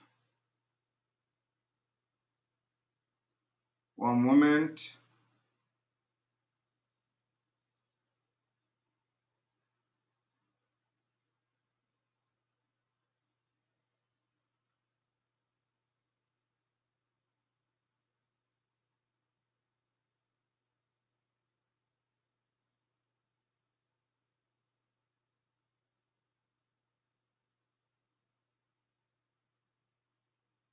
Okay, I don't see this comment, but I hope I will see a comment like that again.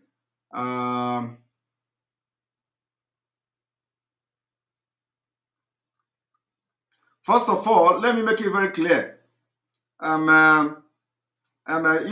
I remember what the person wrote, the person said we must be in the same page with our leaders, DOS. I am not fighting.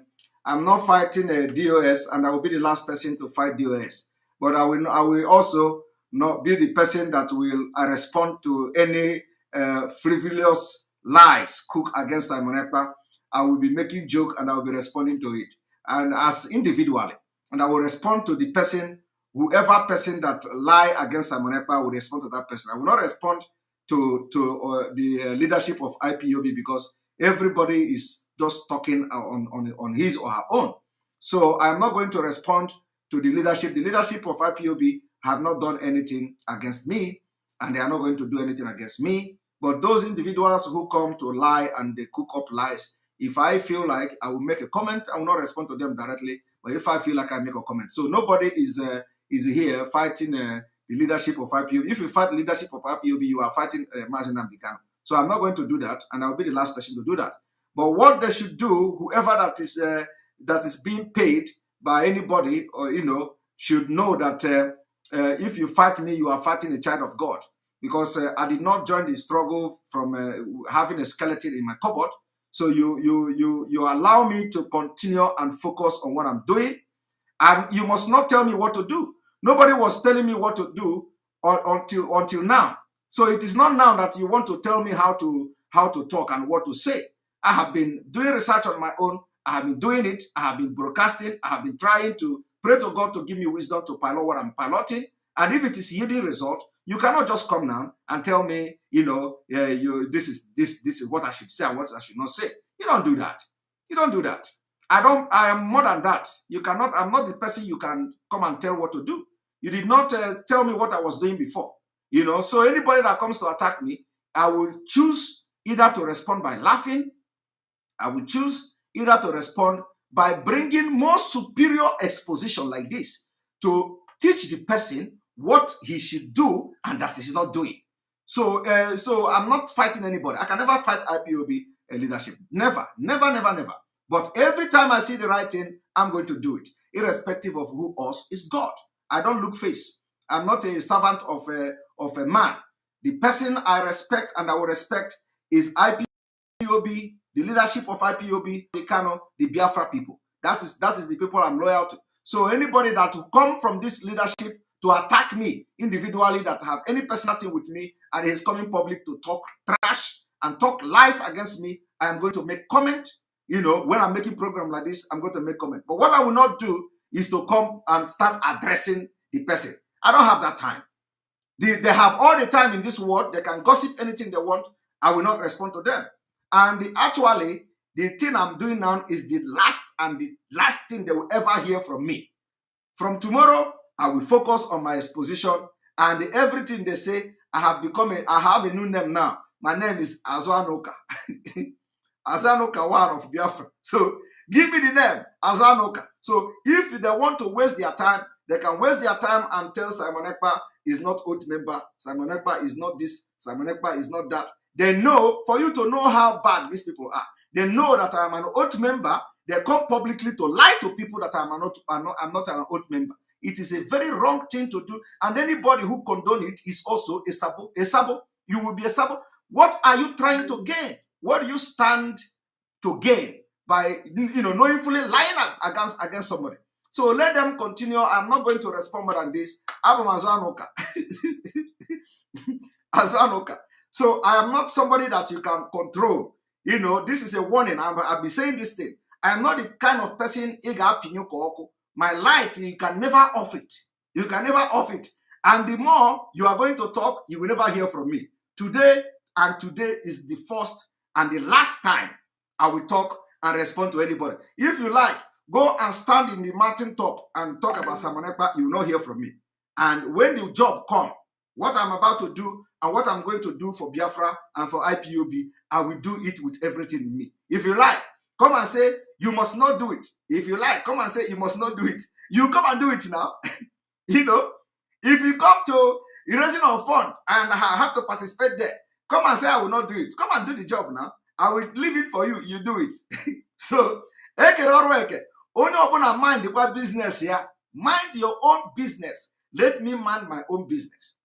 If there is anything you want me to do for the struggle, come to tell me, do it. If I don't do it, you can begin to say, I give you this job, you didn't do it. But if I am doing that job, allow me, don't come to attack me. Because now let us continue.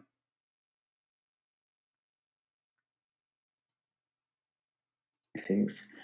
You can read a situation. I once told you guys in the media and you took me on. I said, wherever I am, I try to dominate my own environment, which is part of my training anyway. The alpha male. Hmm? The alpha male. Mm-hmm. There's this iconic picture of you getting into your official car, NA1, I believe, just after August 27th, 1985. What was it that was in your mind then that, okay, now I have the means and I have the authority? Where am I going to take this country? What was that? Well, I think you should tell me. After we elucidated what we wanted to do for you people when we got in August of 1985.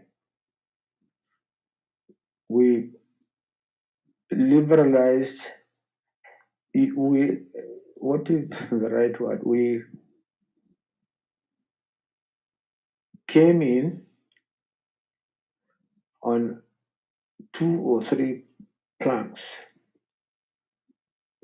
We knew then that you cannot succeed in getting the people.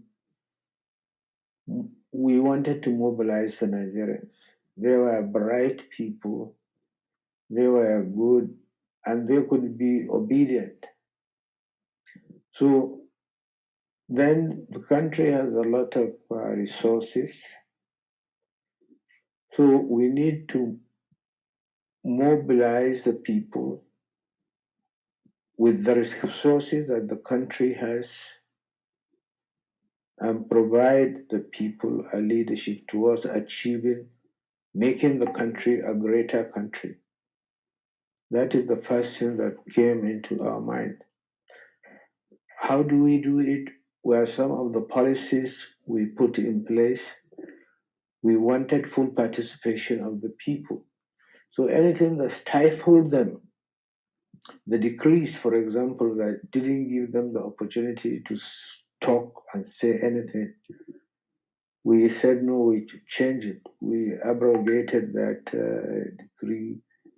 And then we had control of the economy, or we ran a controlled economy. We knew that the people wanted to take this in their hands. We ran the politics, and we knew that for the country to succeed, you have got to mobilize the people to do it on their own. So those are the things we wanted to see done. And therefore, we came out with a clear vision about the country, mobilizing the country, freeing the economy from government control, allowing the people to talk and say what they wanted to see, allow the people to decide on how they should be. Those are things that came to our mind, and I think I'm glad we did. There are those, of course, who have pointed to the fact that, yes, you did that, but you also kept, for example, Decree 2, which still gave you the authority. But it was not as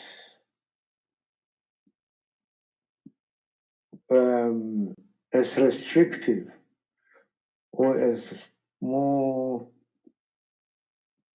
than Decree 4, is it? Decree 4, yes. Yeah. All the same, that decree that you talked about was still there when we allowed the media to become publicly owned,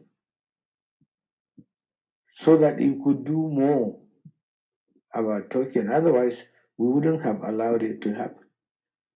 We allowed private ownership of both print and electronic media. Now, thank God, you have got the latest one. What is it called? Online, social media. Social media. Thank God, the people resisted it. Otherwise, it would have been killed. But the people resisted it. So you think it was good, or you think it is good? Social media. Yeah, it is good. It's still part of opening up, allowing Nigerians to talk and say what they want, allowing Nigerians to do their business even online and so on and so on. All right. Of course, you all must have watched this. Please, Simon Citizen AY is waiting for you to join. Since why you can come in, please come in, let us talk. And for those who are saying command and control is different from what I'm saying. What I'm saying here is that when I'm making exposition, I'm making comment and broadcasting, it is not command and control. Okay? It is not command and control. Exposition is not command and control. Broadcasting and digging out research that will haunt and will cause injury to Nigeria government is not command and control.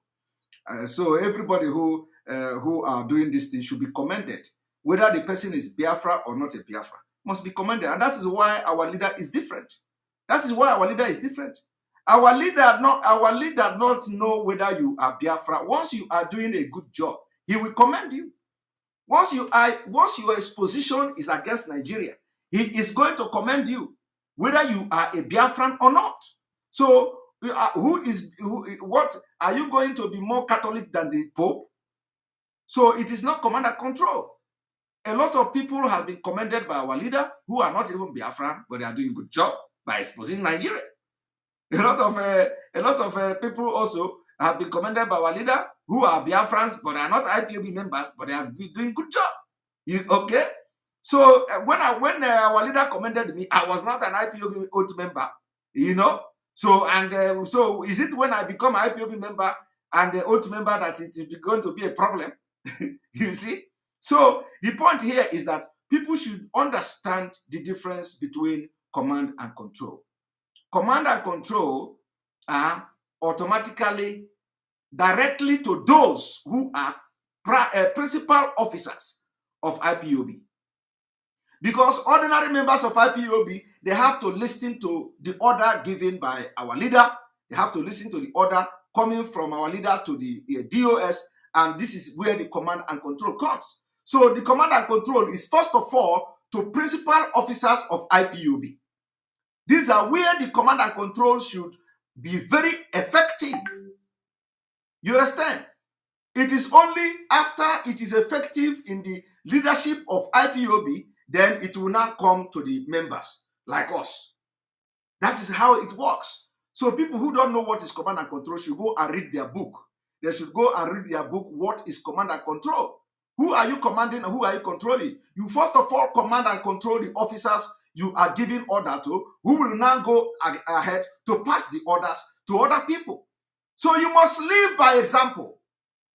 Before you talk about command and control, live by example. If I have to begin to teach you people what is command and control, I will teach it. But for those who are commenting command and control, so you need to know the guiding principle of command and control. So command and control is first of all goes to the principal officers. They must be ready to listen to command and the control, and they have to do it. So when order come, it is obey before complain. That is the thing. So it is not us who are floor member.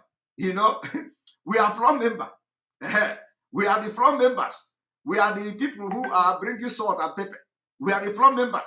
The command and control goes to the authorities, goes to the principal officers. These are the people that should listen to command and control, and it is called obey before complain. So when you have obeyed the order, you can now come out and say, yes, you are doing the order. So when you are doing the order, you will now be if there is any question, you will be saying, Oga, but Oga, I am doing this order, but if I do it like this, I do it like that, it will be better. So people should get themselves educated first. Education is very important. Wisdom and knowledge in garagara. It is not garagara. Where we do garagara is in the battlefield. When you go to battlefield, you bring your gun. If there is a battle, if there is war, if we begin to go to war, you bring your gun. That is where you do garagara. Or if you want to do garagara, come with me. Let us go to gym. So that I will use iron and intimidate you. You come to gym. Let us go and know how to do the gym. I will intimidate you. That is where garagara is. Once I load 200, I load 100 here, I load 100 here. Come under the bench and prove that you are doing garagara. Hey, we will know that you are doing garagara. So first of all, people, you see, education is very important. Education is not only when you go to school. No. The English people have what they call formal and informal education. So education is not only when you go to the four wall of classroom, you sit down, you read the book, and you get educated. No, you have the informal one. The informal education can come from any level. It can come anyhow. The formal education comes from school. So you have to, first of all, you know your right first. Knowing your right is very important. You know your right first. You know what you are doing, so that you don't come public to talk to people who are very sensible. They will just look at you as a mumu. So anybody who is talking about command and control is not first of all, the command and control should go to the authorities, principal officers. That is the people that the command and control goes to, because they are receiving command directly from Onyendu. That command and control, they must obey. And the command and control is obey before complain. So if you don't know what you are into, I will teach you. I am grounded. I am grounded. You know, I am a street person. I am a civilized person. I am a civil person. If anyone you want, I'll bring it. If you want talk life, I will give it to you. If you want pastor, I will give it to you. If you want traditional, I will give it to you. If you want civilization, I will give it to you. If you want me to be humble, I will give it to you. If you want rudeness, my God, I will give it to you. So I am grounded in all. If you want to see a spare part seller in me, I will bring it out. That is how I am. And they add the multitask. Anything is in me, I will do it. If you want me to be talk now and snatch ballot paper, I will go and do it. You see? So I am not somebody who you see on suit and I look gentle, or somebody who you see this beautiful face like this. Go and ask them. I have been the chairman of Igbo Union in Finland for 4 good years. 4 good years. So I know what it is to deal with Ndi Igbo. I have been the chairman of Ndi Igbo for 4 years in Finland. I did not say 2, I said 4 good years. After, you know. So I know how to deal with Ndi Igbo, especially when those stubborn ones come. And I know how to maneuver. So I am somebody that is, the life have trained me to, you know, to what I am today. So I'm not somebody I didn't just come from somewhere as a result of circumstances, or as somebody who is privileged from something, or somebody who is an opportunist. If you are talking about opportunists, I am the last person you will bring issue of opportunist. I am not an opportunist. I work my ass off for anything I embark myself on. Any journey I embark myself, I work myself out of. And anything mbatania, I'm a Igbo now because anything mbatania, uza adria wa muzo. Go and ask people. That's what I do. I am a complete dot man. On your dot, Gambo. You know, on your dot. So let this thing not deceive you. This thing you see here, let it not deceive you. All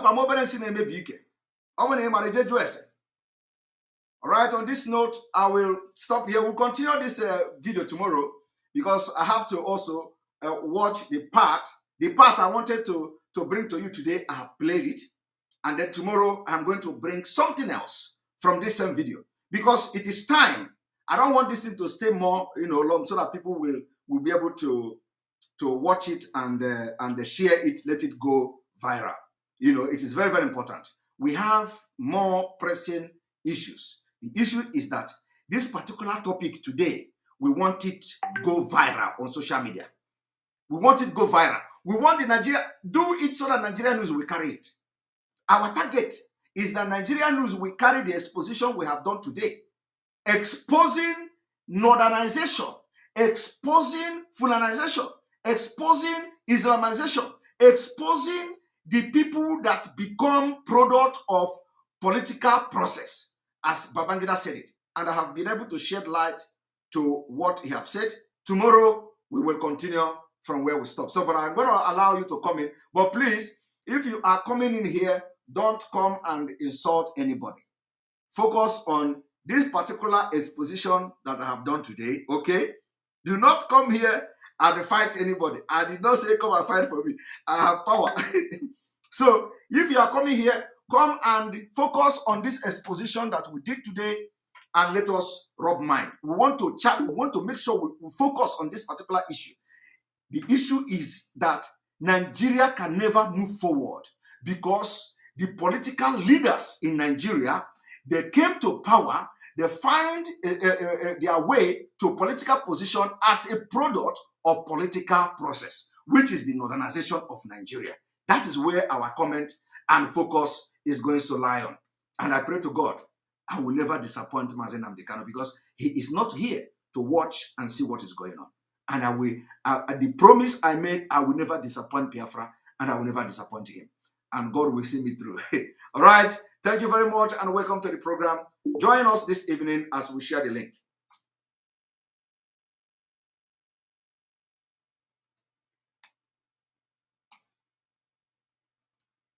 There we go. All right. I'm going to bring you Ada. Welcome to the program. And I know you're always the first person. Mazi Azanoka. Mazi Azanoka. Very, very well. I'm not gonna ask you to stop responding to all these distractors. I was hearing that broadcast and some things I was hearing, I just off it. I don't want something to give me more heart attack. I'm not about Ogushi. Me, I know there for that Egusi business. So I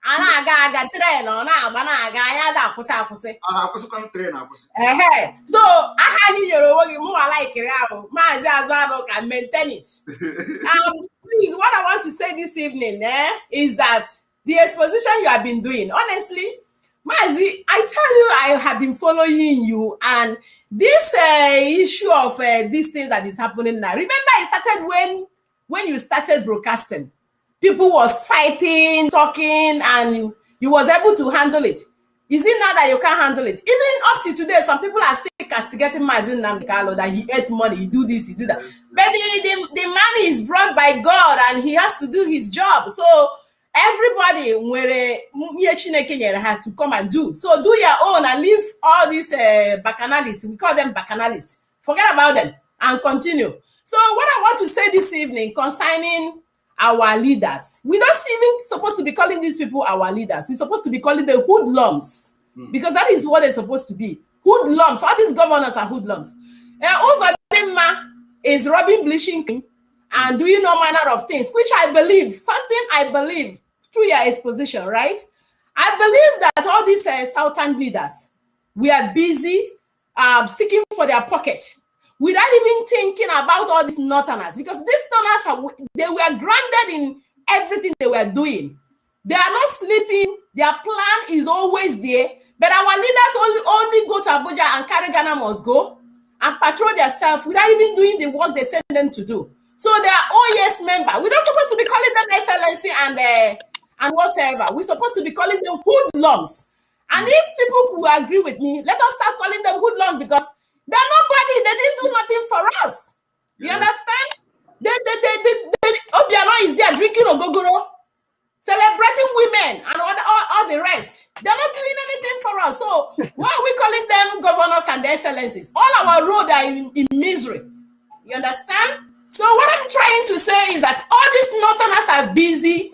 They are well grounded, planning that thing. Even as me and you are here, gossiping, who talking this one, who saying that one. All our people, all they doing in social media is fighting, in-house fighting. Whereby the Fulanis are busy out there carrying gun, planning how to overrun them. You understand? And we're busy talking about Mazi Azanoka and all the rest. You understand? Look at the Fulanis in the bush with gun. That one you see is even small compared with other people. You know, I remember when he was doing an exposition when they were carrying truck of arms, you know, from the other side coming in. And our governors are seeing all these things. What are they doing? They're not doing anything. They're not saying anything. Simon, is it not baffling that these people are seeing all these things and they're not saying anything, and our people are not even thinking. All they're doing is fighting one another. You understand? So it's high time all the Southerners. I'm not calling no Southeast, Southwest. I'm calling all the Southerners. All these useless governors who are eating the wedu and the bitter leaf soup. All of them are cowards. I am not respecting them anymore. They are hoodlums. You understand? All are hoodlums. Let them change their pattern and see what is going on. Does it mean that this thing Babangida have said? Look at the man who, the journalist. At the end of the day, after interviewing him, he's not gonna do anything anymore. He just go there to interview the man and come out. And the other day I talk about Abiola's daughter. Simon, I know about Abiola. The day Abiola died was the day they nearly killed me in Lagos State. I'm telling you, I had the experience. But that stupid girl is busy talking about Biafrans, twisting matters and changing the narrative. Does he even care about what killed the father? Because I don't bloody care, because maybe the father has many wives, so the girl don't have, maybe she doesn't even know anything about the father. You understand? So that is why she don't care. She only siding for Arise TV and talking trash. I tell you, anytime I see that girl face to face, I will tell her how it is, because she's a young lady that doesn't have a future. She don't know what she wants in life. So let me allow others to talk. But our governors are hoodlums. Nobody should be calling them governors. They don't deserve governorship. They are hoodlums, all of them. Thank you so much, and God bless you. Thank you very much. Ada, before you go, I want you to look at the screen. What do you see? I see correlation of Satan Idris. Oh my God. Where they? Did you see where it is happening? Oh my God, I see. What is this? It is happening in Edo State.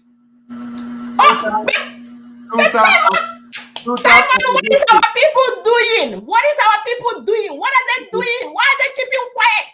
What is going on? The 21st and 22nd, you are going to have Sultan in Edo State. Jesus Christ. That is how it is happening. By the time, and when you talk now, the Edo people, the Benin people, they will say, allow us. Simon, listen to me. I am still thinking about what is going on. Why are why are all these hoodlums keeping quiet? What is going on with them? Why are they keeping quiet? They're on ground. Wait. These people gonna run over us someday. You understand? Is this happening? Is this happening that all these hoodlums, Mazi, you know what these people gonna do? They're gonna run overnight with their private jet and leave the poor masses to be killed. So it's better we stand up now and do the needful. These hoodlums want to destroy all of us and run away. I agree, my sister. Let me allow other people to come in, please. God bless you all. All hail Biafra. All hail Biafra. Yes, so all hail Biafra. All hail Biafra. This is shocking. Right. Citizen A1. Yes, so. Yes, so. How are you? Welcome to the program. Yeah, thank you. Listen, great job tonight. I watched it closely. I saw what was being, the program about. I was planning to do something similar, but you know what? I watched it. You'd already planned it, and I thought, you know what? Let's carry on with that. Yes. You see, the word that people need to hold on to. See, the taking over the northernization of Nigeria is a political process. In their own eyes. So the killing of people, the 5 million dead in the 1967 to 70 war, is a political process. It's okay. Continue. Continue. That is it. People should know what is coming. What is coming. Exactly. So you see, this stuff, when we say to people that the Fulanis are intent on taking over the nation, they are trying to bring IBB, who destroyed the lives of millions. I wrote something the other day. They were celebrating his 80th birthday. How many birthdays has he destroyed? killed? How many generations' birthdays has he killed and destroyed that they will never ever know about anything about birthdays? Because of the actions of taking away the rights of the people to whom those resources belong, denying them access to have good quality of life. This man dares to talk to us about, oh, well, you know what, we're doing a political process. Give me a break. He's not a man to be proud of. He's not a man to be proud of. The man should be facing ICC. He should be facing ICC. And he must face ICC. The fact that he is able to even come onto channels, onto TV, and speak to people, despite this is the man that took us into the Islamic State of Africa, and ISO, Islamic State Organization of Africa.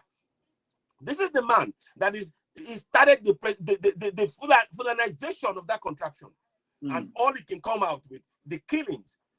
What is a military man talking about political process? What is he doing? There was Simon, are you there? Can you hear me? Yes, I'm hearing you. Go ahead. Now, one of the things that people don't realize, there is a book somewhere that I have. I don't know if I can pick it up. I'll see if I can find it. There is something that I read somewhere whereby they said that all our military, that they are only field officers. They are not they're not capable of anything political, anything economic, they are only military men. They were trained for tactics of war on the field. They could not manage anything to do with politics, economics, any of those things. You know, and I'm going to try and get the exact words out because I really want to be factual. These are things that people do not know. So when people who are not capable, who are not qualified to make statements, to make those kind of judgments, come and talk to us and say to us, "Oh, it's a political process." It's an excuse. It's a way to try and trick the people. They are trying to lull everybody to believe that, oh, it's okay, it's not bad. No, we really can save Nigeria. We are not interested in saving Nigeria. Nigeria is, look, if we do not end this thing now, Afghanistan will be small fry compared to the killings that these people they've planned. The video that you showed, the video, is it in Plateau? What state was that video again? Remind me, please. The video. Well, which of the video? The video of the guns. Remind me, what was the, Okay. What state? Is from something to play it? Yeah, play it. Okay, please. 1 moment. I want you to play that video. Because it's important. Thank you.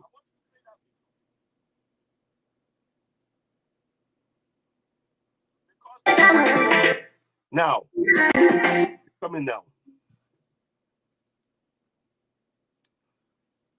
First of all, Citizen AY, inform our viewers that today we are supposed to have a program, yes, which was designed to begin a campaign, yes, for the unification of action of purpose. Indeed. But we are going to educate them. Maybe tomorrow we have this program together. Exactly. Let us address this particular issue today. Yeah. So ladies and gentlemen, because of all to time and having to explain, doing the work that Simon, very important work Simon was doing, we have to push back that program. So we'll probably do it tomorrow, but we'll give you more updates on that. But nonetheless, this is important. Now look closely at those men, like Simon was showing, and thank you very much, Simon, for showing this. Look closely at those men. They are in Nasarawa. Now tell me, just watch. Let's watch for a few minutes. See what they're doing in Nasarawa State.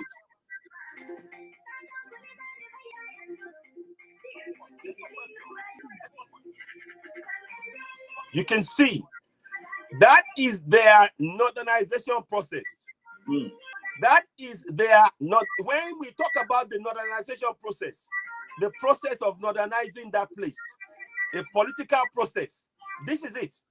Because what they are talking about is using guns to take land from us in the south. Yes. These people, these men, tell me, many of them, I can see 1 or 2 youngsters in there. They should be in school. They should be in either Muslim school teaching or in Christian schools. In school, they have, many of them are of school age. The one with the gun now, that one, I don't think it should still be in school. Look at them. Look at their faces. Look, and these people have the guts to tell Southerners that they are born to rule, but yet they will not let Southerners develop our own land. We are being prevented from developing our own land. They have been doing this since the days of Awolowo, Azikiwe, and they're still doing it now. We need to put a stop to it. Just watch, keep watching, keep watching. These young men, what are they doing with guns?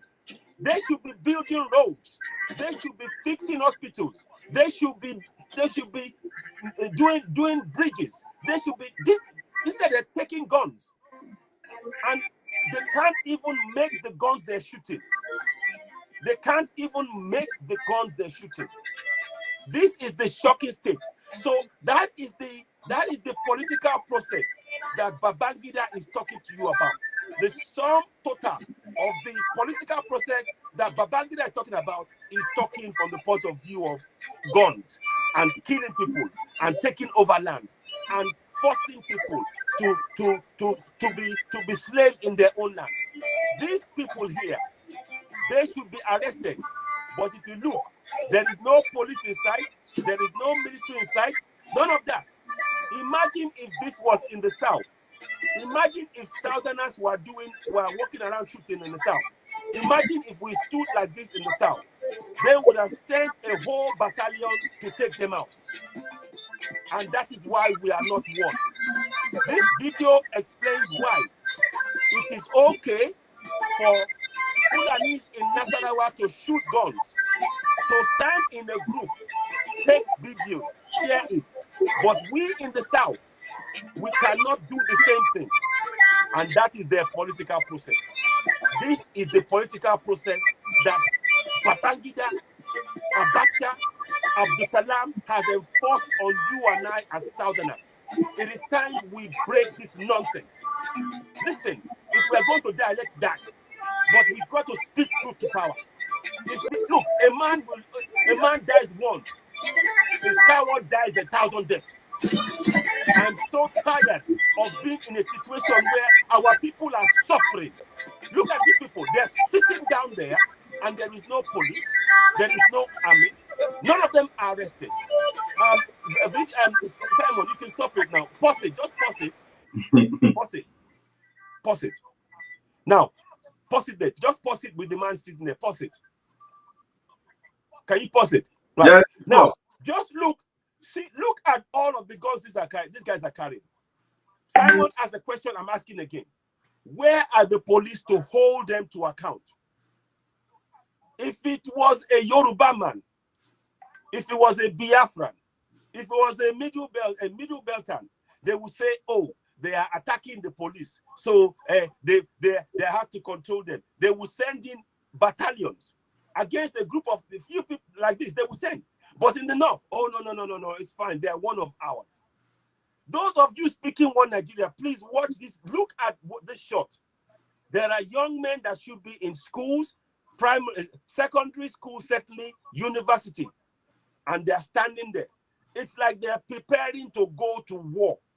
Whilst you are talking about your one Nigeria, they're preparing to go to war against us in the South. That is the reality. And look, today, I played something earlier on. In Afghanistan, the same thing is happening. In Afghanistan, they have put up the the Taliban flag. And when the people try to take the flag down and put the Afghanistan flag, they were shot to death. They were literally shot to death. And that is the same thing we're looking at. And the government is supporting Boko Haram. I said it. The federal government of Nigeria is supporting Boko Haram, who we all know now are the government in waiting. It is the same tactic with Taliban.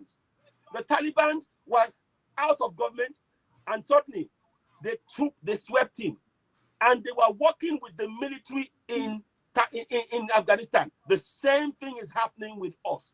We need to wake up. I don't know, Simon. I don't know if you does this make sense to you? What I'm saying? Are you?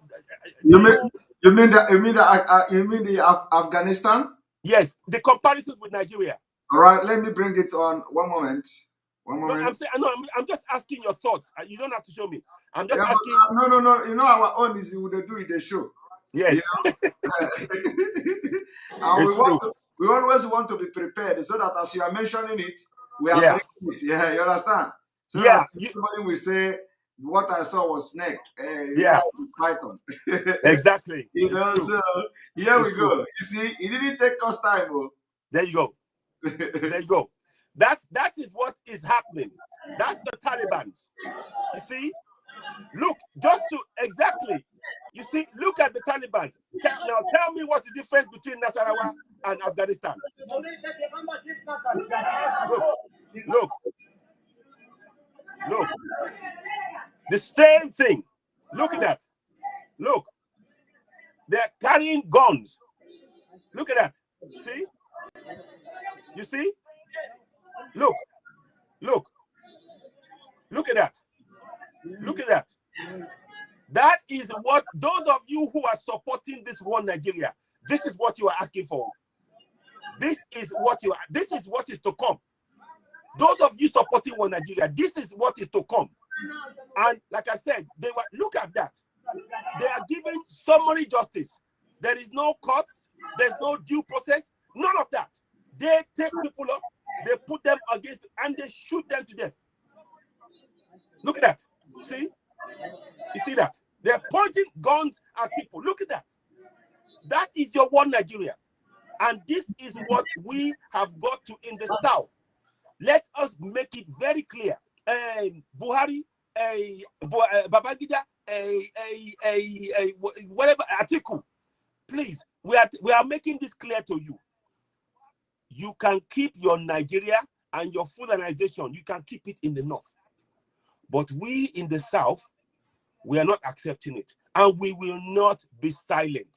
You cannot silence us. We have the right to self-determination, and there's nothing you can do to stop us. We will continue to raise the alarm, raise the awareness. Our people are waking up. Look, the people who are jumping onto planes, on top of planes, and they died. They fell down when the plane took off in Afghanistan. They are Muslims. They are prayerful. But they jumped into the plane. They clung onto the plane because they knew what was happening. If they stayed there, that the Taliban would shoot them to death, rape their women, kill them. The same thing is happening in Fulanistan, where the Fulani government is trying to create a Fulanistan Sultanate. By the way, Taliban have now called Afghanistan a Sultanate. That's what they've done. Now you're going to be seeing the Fulanistan Sultanate in Fulani nation. Unless we in the South kick them into the North, we cannot be silent. This is horrifying to see. This is what is to come. Now, going back to IBB, I want to sort of buttress the point made by my great Mazi Simon Ekpa here. What he's saying to us, and the deep analysis is making. I particularly like the way you are breaking it down. You play bits of it, and you go into specific details, and you allow people to take in what is being said. And because see the trickery, these guys have fooled us for so long that it takes exactly what Simon is doing to open the eyes of many. It takes what Simon is doing. But listen, I can see that there are people who want to join the broadcast. Let me pull back and let others come in and talk. So Simon, over to you. Thank you. All right, thank you very much, Stephen AY. And so hang on, we are going to anchor this together. And since you're already here, I will have another half an hour to. Yes. All right. So the point here is that when you are looking at this video, you know that once they have captured Afghanistan now, they are going to focus to European Union. They are going to focus to America. Yes. So anybody that think that Afghan people now don't suffer, well, think twice. And then they are going to also send help to Nigeria because Nigeria is the biggest target. It is. So they're going to send help. Aid is going to come from there to Nigeria. for Africa capturing. So Yes. the earlier the governors understand this, the better, because these people, if they continue to do like that, these people will run over everybody. So we don't have time to waste. Exactly. All right. You're right. Thank you. Hyacinth, welcome to the program. Good evening, Mr. Ekpa. Good evening from here. Okay. And good evening, Citizen AY. Thank you very much. Good evening, my brother. Welcome on board. Good to have you here. Thank you. To start off with, you see the southern governors, more especially the southeastern governors. Yeah. Those guys are born sellouts. They are slaves. Can you imagine a man like Rocha Sokorocha saying that he's 100% Mieti Allah? Just imagine that. Did he say that? Yes, he said that. I heard that in one of his broadcasts. Sometime that should be within last year or so. He said it's 100% Mieti Allah. I think that was during the time this man, the former Ohanese president, Nyawodo, said anybody that touches the Fulani should prepare to kill him first, and so on. So, what type of leaders we have in the south, more especially the southeast? Those people are like graveyards. You know, the grave doesn't get satisfied. You keep burying people and burying people. Our leaders in the south are graveyards. They are useless. You see, Afghanistan today has been run over. Afghanistan, Iran is an Islamic nation. It was a secular nation.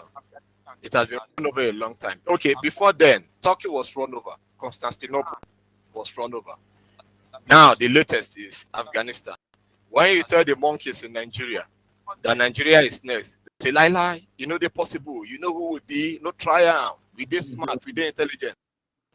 But this idiot, the end, what you tell them will always come to pass. Take a look at Edo State. It's a shame to see that they have a sultan in Edo State, inauguration of a sultan. Where are all the Bini people that are making countless noise, ceaseless noise about carry your Biafra, go to hell, don't carry this thing, Igbo people not the problem, and so on. We don't want Igbos here. Where are the Edo people?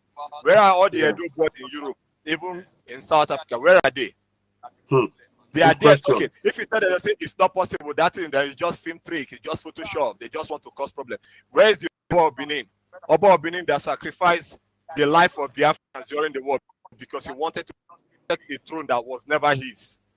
When they asked them some ago in one of these expositions, I found out that he said one thing, that of a truth, the throne belongs to the Ogisos, but it has been a long time. So that one now is been so are there now, so they will stay there. It was because of that same throne that made those idiots change the name of that land from Ikodomigo to Edo. It was because of that thing that made him pave the way for the army to start. They pushed us out from Edo. They started killing us from our land. Man beat us in a very bad way. Today, look at the Sultan there. What does that mean? The man should go and take. Most of them, they lack history. They should go and learn history. And critical analysis, a virus to the black man, more especially to the southern people, the Igbos. They lack the critical skills. Knowledge can be gotten from school, but many of them, they hate education. That's why they can't get knowledge. Wisdom is divine. There's no class that can teach you that. So people can envy because of all these things. Why what is going on in Nigeria today will get worse than what happened in Afghanistan is that the black man is behaving or is more of a demon than a human being. They don't have a soul.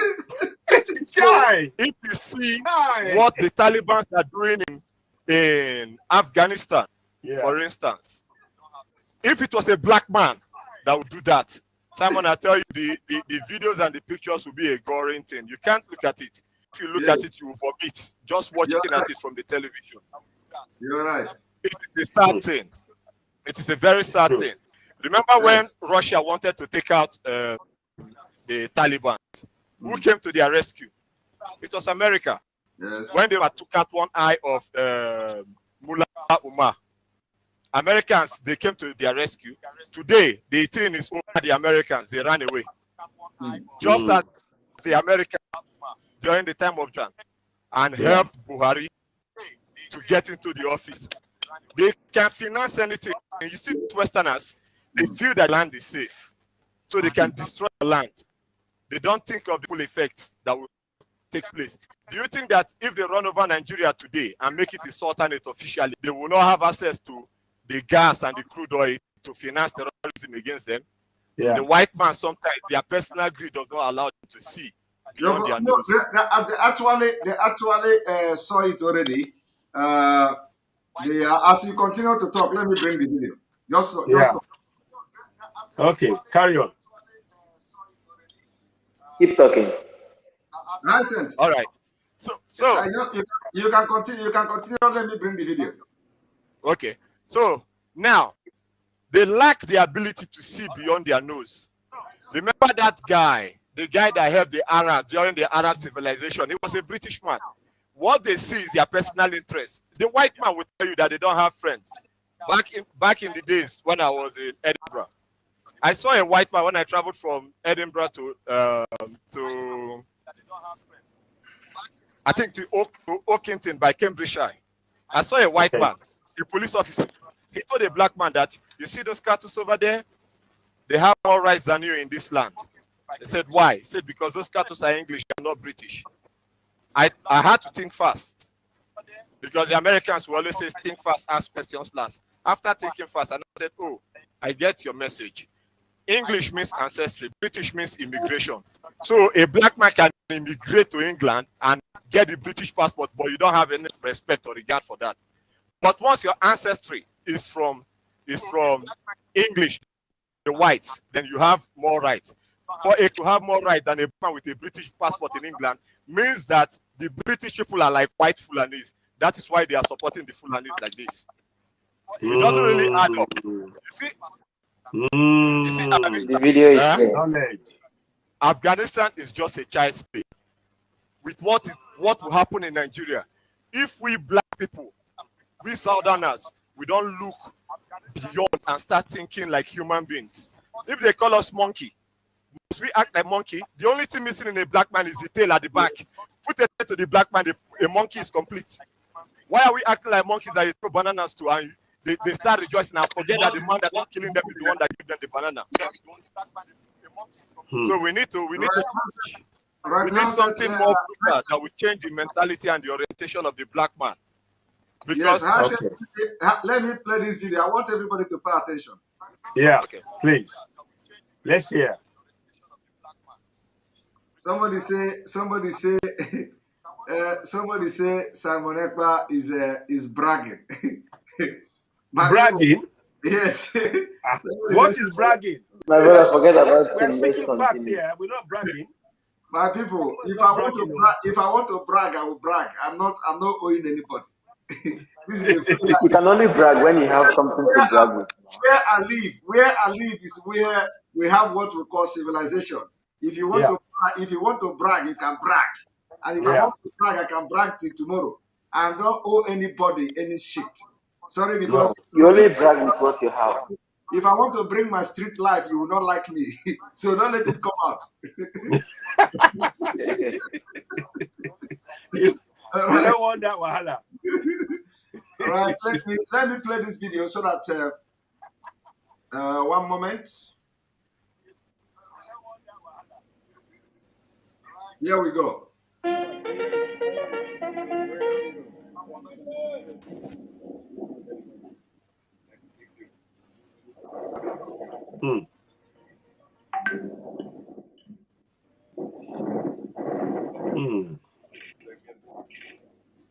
They're willing to cooperate because of that, because they know each other, because there's some tribal ties and engagements that allow them to work together, whereas in other parts of the world they have different objectives and a little bit different view. And so that tends to bring Islamic State and Al-Qaeda into conflict. Here, they're able to overcome that, and that's what and work for a common purpose in their mind.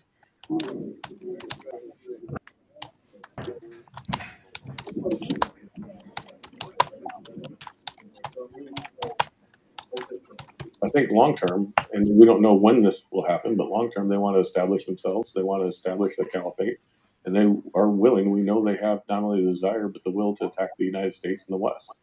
And so, if we're unable to disrupt them, if we're unable to disrupt their efforts, you give them that safe haven. You give them the opportunity to develop their external operations, to develop their capabilities, and then you combine that with what I believe they're trying to do is find a source of reliable income that they can establish that through either kidnap for ransom, what they're doing now. They can get access to the gold mines that are throughout the region, and then they can start accessing the smuggling networks that run north to south from the Gulf of Guinea up to the Mediterranean that have been there for centuries. And if they can start to co-opt those and use that for a reliable source of income, you've got the ingredient for something that could be quite bad. And we are in that stage now. You have just made it clear. So that stage where this man was saying this at a few years ago, and right now we are in that particular stage. Simon, yeah, I'd like to add something to this, and I want people to really take note of this. You see, he said some words that they will take over the minds, which is what they're trying to do. No doubt their attempt to do that. But let us pause that for 1 second. Do you know the biggest corruption gang going in the world right now? Mm-hmm. Okay, let me let you in on something. You know, when this Western world, when they are going to do business in terms of arms, I hope many realize that they don't use money. They go and find resources where the countries where they have resources. They say, listen, we want your resource. You want guns. Give us your resources. Black market, trade by barter. That is the biggest corruption going. There is no paperwork to tell you how much they've paid, how much the value of the gold or the mineral resources they get. That is, if you go and look at where the West goes and does their war and they're trying to help people, it is always where they have resources. If you go and take Iraq, Syria, Afghanistan, Iran, all of this, and Libya, our own place, Nigeria, they are looking at. So now there is some truth in what is said that the Islamic Taliban and all those terrorist groups, they are trying to take that over. There's no doubt about that. But what I want people to understand that they don't, this what I'm telling you, this arms trade stuff where they're trading for resources, it doesn't even show up on the corruption index. It doesn't show up. So that is the biggest corruption. You see, the fact that the Taliban, took over in Afghanistan was because the people, they were doing business, they were there for business to get resources. You know that apparently when the US were leaving, they took away their guns. They never allowed the Afghanistans to develop a military capability to defend themselves. They wanted them to be dependent. And this is what the dependency brought them. So, look, we got to be very careful. We don't want what the terrorists are doing. But there is a game being played here. And the thing I'm saying is that that's the same thing that is being played in contraption Nigeria. It's about the resources. So the trade by barter is what they tell us all, no, trade by barter is not good. But that's what they are doing. When they say to you, how many guns do you want? Bring it. Just give us gold. Forget the money. So I'll just take that point. I'll stop there. Thank you very much. Sorry, Simon. You see, Asset, let me before you come in, Okonkwo, can you air your view? Let us hear your view. Thank you, Simon, and I want to greet everybody, especially LY. Can you hear me clear, Simon? Yeah. Simon, are you talking about me? Yes. Thank you, Me? Simon, can you hear me? We can hear you. Yes, go ahead, Konkwa. Thank you, thank you. I want to appreciate you and also everybody here. Citizen AY, I greet you, sir.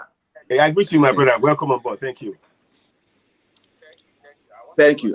Simon, please, you know, I want to say something about, then I will log off because tomorrow is another day. I want to say something about what is going viral. And I appreciate you. You are a man to be emulated. You know, this is my language, Simon. And I want to let Biafrans to know something, and in fact, entire world that are listening to us. I want to say that to you, Simon, there was a time that even Jesus Christ, he was doing his own things, baptizing people, doing miracles. John also was doing the same miracle. And at the time, the followers of Jesus was doing miracle. The followers of John were also doing miracle, both of them. And at the time, the ones of John saw the one of Jesus. They said, there are people that are doing exactly what we're doing. And Jesus responded to them, as long as they're doing the same thing that we're doing, we are in one umbrella. Simon, I want to congratulate you. And please, I want you to know that you're a man. Do not respond on all kinds of side talks. You are doing the great thing. This expository study that you and AY is doing here is what we need now, not about gossiping under the mango trees. I want to let people know that Nigeria has been taken over, and we need both of you to stand here, especially on what is really going on in Nigeria right now, to expose the secret of this colonization and also a lot of things. Nigeria is the second terrorist organization in the whole world now. And after Afghanistan, they are trooping into Nigeria to take over this fucking Nigeria. And people must understand that it's a time to expose things, not a time to gossip. Who was for call first? Who is doing this and who is doing that? We need people who can come out and educate our people, to open our eyes to much understanding. I greet you all. Simon, please do not listen to side talk. You are our man. We stand to you. If it is also, I want to tell you also something, Simon. I am a man that is very neutral. If you have never taken the oath and you want to do it, but I don't want to put it to you because you have already told us that you are the oath member of IPOB. Please, thank you. May God bless you. AY, God bless you, sir. I greet you. Thank you. Thank you very much. I'm an oath member of IPOB, and any day, anytime. And so anybody talking that saying that I'm not an oath member, I'm not an oath member, and the person know that I am an oath member. He went public to say I'm not an oath member. Just go mark my word. It is not going to be long. The wrath of God will fall on him or her. Whoever that said that I'm not an IPOB member, and the person is aware that I am an oath member, and he went on that hollow chamber called Radio Biafra to pronounce my name as I'm not a member of IPOB, the wrath of God will visit him. It is not going to be long. Everybody will watch it and see. Except I am not the son of a pa. It will not happen like that. And I cannot lie against my fellow man. So, but anybody that lie against me publicly, especially in that holy radio, Biafra, if the person don't know that I am an oath member, is a different thing. But if the person have the knowledge, and I have told the person with this my own mouth that I'm an oath member, and the person went ahead to cause division and disaffection, to slander my name that I'm not an oath member, the wrath of God will visit him. It is not going to be in a matter of weeks. All right, let's go ahead. I'm going to bring you Most Frank. Welcome. You have the right to talk now. Okay, good evening, everybody. Good evening, dear friend. Good evening, Mr. Maze Azuanoka. Simon, disciple of Nnamdi Kanu. Please, Mr. Simon, I love you because oftentimes you smile. Let's take it as you just got this name today. This level where you don't pass. Okay, and anyway, there are some things you cannot do. Even if you fall from the heaven, you want to manipulate yourself with, you cannot do it. Okay, just look at you now, Mr. Simon, as a bridge. You are extending hands to our Yoruba brethren. unlike our leader. Those guys talking about, can they do this? Forget about the struggle. Can they? Do you know what it takes? The grace it takes to drag somebody like these guys here. Do you think it's anybody that? I want to tell you something, Simon. Even if these people go today, another group of people will come to attack you. That one is significant. Because I could remember I was following our leader. The first time he mentioned your name on his radio, he said, I love what Simon is doing. Some was commenting, he's not an IPOB member. He told them, even if Simon is not an IPOB member, the work he is doing, from the work he is doing, he is possessed by the spirit of Biafra. All those guys trying to drag you away from what is happening, because we know they will come. Because even the Bible says that surely they must gather. But we'll be using it in this our program as a so please, my brothers, don't be offended. But the Igbo dialect, I don't want to take Simon talking about these people as if he's concentrating on them. No, he is just trying to catch us and continue, because they say all work without play makes Jack the double. Because exactly. In my mind, I was contemplating, is Simon trying to give these people credit? But by when the spirit entered into me, it's a spirit thing. Exactly. I now came to adjoin it. Simon is just trying to play after a very nice work done. You understand? And all I'm saying is this: once the spirit possesses you, you don't need anybody. Simon, as I'm telling you now, even if you shut down your program till 1,000 years, those guys can never achieve. They can never drag the magnitude of people. Okay, coming to the main point on what is happening. Our brother here, I don't know him, but thank God he gave me the privilege to be in the center of equilibrium today, so that I can talk with my elderly ones and listen to them and get some knowledge. He have made us to understand that these things these guys are doing, we need nothing but just to defend ourselves and defend our territory. Nothing else, nothing more. Because that is the reason why you will tell these guys, okay, we have a crisis. Let's forget about Biafra. Let's forget about Dudua. Let's have internal security. Each region. They refuse. When somebody refuses you to protect your own room, you are living in a flat. You told your neighbor, please, okay, thief are coming here every time to thief us. Let's protect our rooms. Let's buy a machete. Everybody have each. You people like big grammar. Me, I don't like grammar. I like breaking it into the smallest part. We're having issue. Okay, in this room now, we're having issue.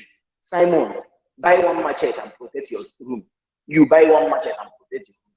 That is the local way an area can be secured. But they refuse. That means these guys have interior missions. It's simple. No need to blow grammar up and down.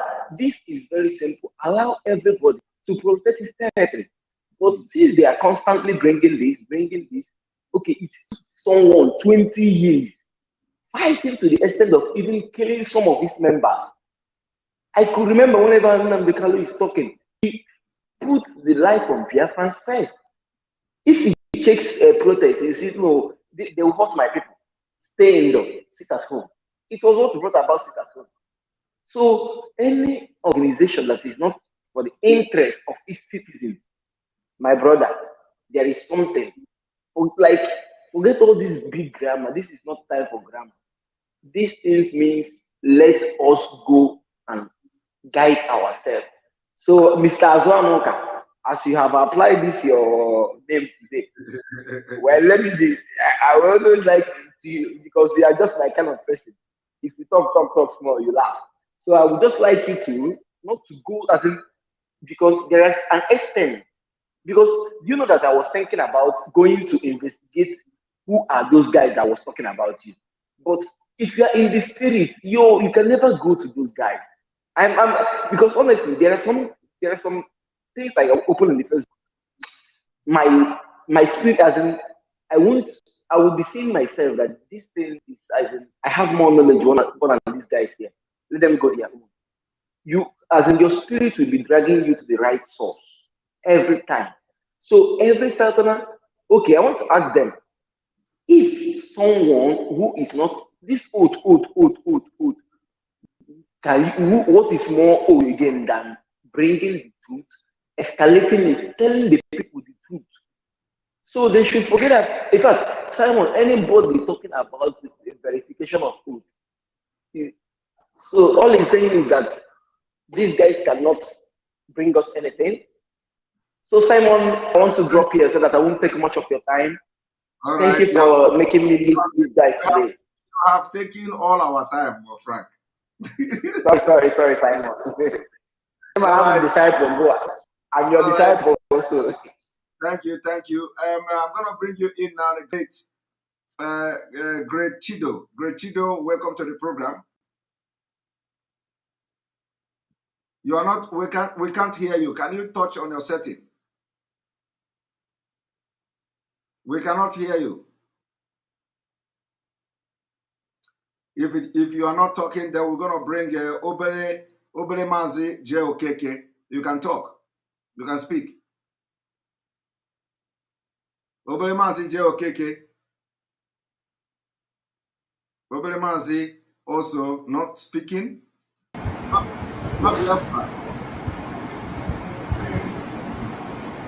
Mabiafra, are you there?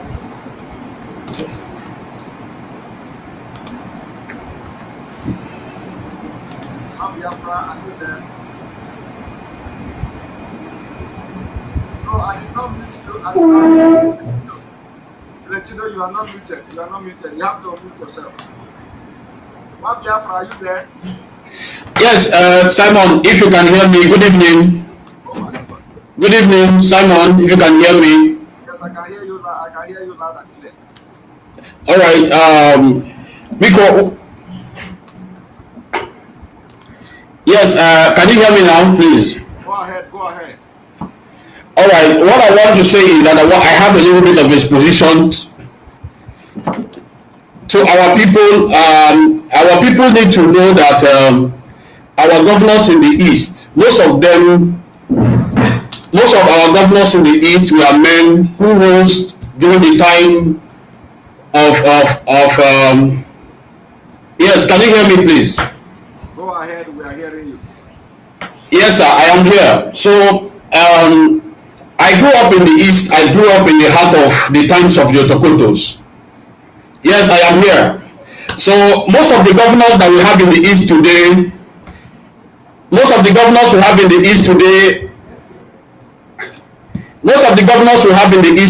are men that grew up during the time of Otokoto. And all of them are ritualists. Some of them are 419 guys. Those days they used to tell us, "Nah, those na IC."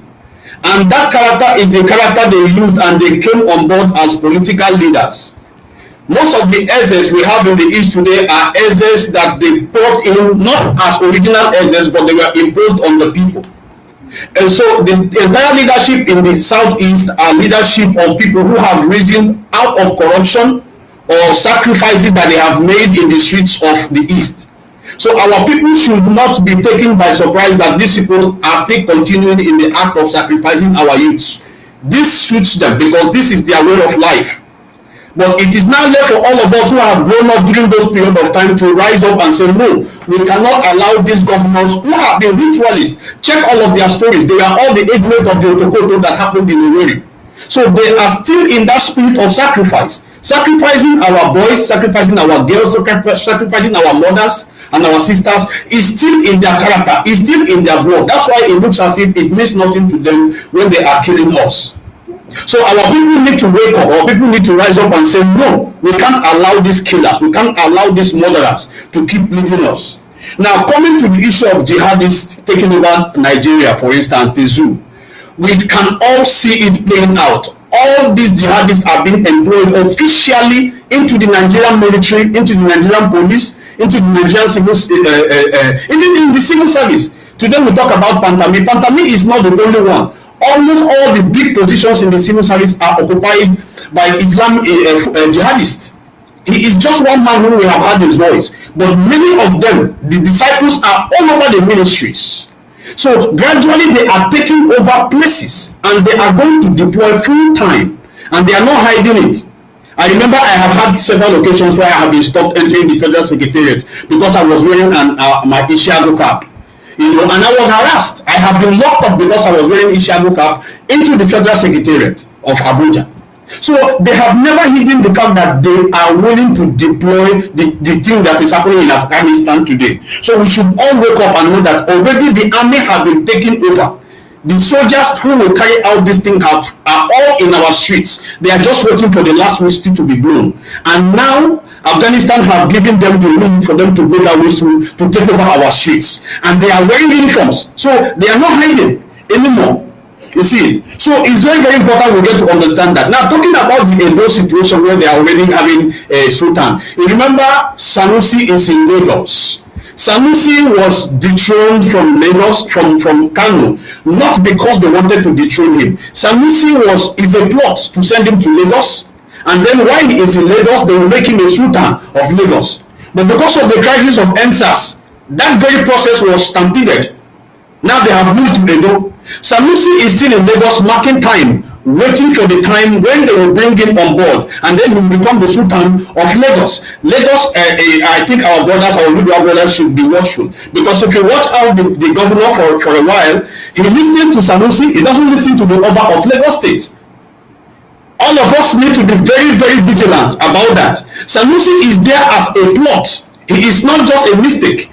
They were about to dethrone the present one so that they can send him to another state, and that was Imo State. But the crisis in Imo State started. So there is a ground plan of having sultanates in all the states in the main places, so that when they will deploy full time. So our people need to watch this. And then I was going to say something concerning what is happening in IPOB. I remember I have always been following our leader. He said something. He said, if I am coming to the zoo, I will be bringing with me hell. Now, it is high time that the IPOB leadership know that our leader is already in the zoo. Let the hell come down now. Professor Mulumba, the other day was speaking with you, Simon, remember he said something that it is getting to a time when warlords will begin to rise up from all over the places. If these warlords don't rise up, I tell you the truth, the Fulanis will not be scared. They don't hear the law. They only listen to guns. When you intimidate them, you drive them away. You don't intimidate them, they will keep coming. If they rape your daughter, you don't talk, they rape your wife. If you don't talk, they will rape you and join. But if you resist, then they will turn back. So it is high time our people wake up, and IPOB shouldn't see that you are working in subordination. No, many of us are going to rise. We are just back in time. It's just that we have not had the resources. Many of us are going to rise. All what we want is our leader must be released, one, and Biafra must come. Oduduwa must come. Thank you so much, and God bless you. Thank you very much. Thank you very much for the program. And I'm going to bring you Nkechi. Welcome to the program. Nkechi, welcome to the program. Nkechi, can you unmute yourself? Chinyere, are you there? Chinenye, yes, are you I'm there? Good evening. Yes, I'm there. Good Chinenye, evening. You have waited for a very long time. Welcome to the program. Yeah, well, good evening. Good evening, everybody. To me, it's good morning. Oh. But I don't know the time you guys good morning also good morning from here as well. This is 2 a.m. Yes, it's morning to me. I want to say thank you very much for all you have been doing for us in Biafra land, the fight, everything. We are in support of you, and there is a lot that is going on, and I know it's not easy for you. It's not easy. You just have to let go many things. You just have to. Anybody that is very great, they always attack the person, no matter what. So that one I know from the beginning. Just overlook it. When the right time comes, they will know. Okay, let's go to the discussion of today. All right. Discussion of today is that it's been long. I'm trying to get in touch. My children don't usually allow me, but today I'm online, so you give me time to pour my heart out. So it's been loading up for a very long time. So allow me to download small. Go ahead. Okay. Okay. This our leader, Mazi Nnamdi Kanu. Our leader have done what non-Igbo have ever do in the history since I was born. Even the story I have heard everywhere. So what? Go ahead. Go ahead. Now is that listen, that in fact, let me just put it at our men to keep quiet what is going on, because if really they have the boss, like they all say, allow me to speak in Igbo. Nandibo, they are intelligent people, they are this, they are that. Why not invest that intelligence now? Why would they allow virus? Virus is full and they just come invade everywhere. They're just like coronavirus. The more they allow them, the more. You are listening to the broadcast at the same time. Can you off the gadget where you are listening from, please?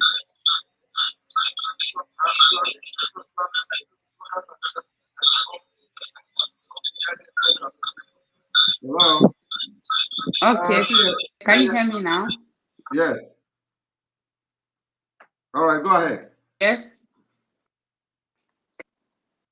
Can you hear? Yeah, I can hear you. I can hear you. Go ahead. Can you hear me? I can hear you. Go ahead. Okay. Okay. Thank you. Thank you. Where I was. Okay. So what I'm trying to say now is this. That man has been there suffering for a while now. They should do something to free our leader. I don't care how they do it. Oh. They should just do something to bring that man out from there.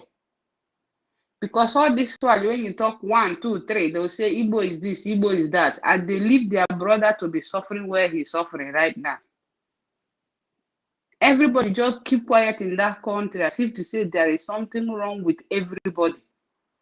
Okay, let's talk about the governors and all the rulers. They are all rulers.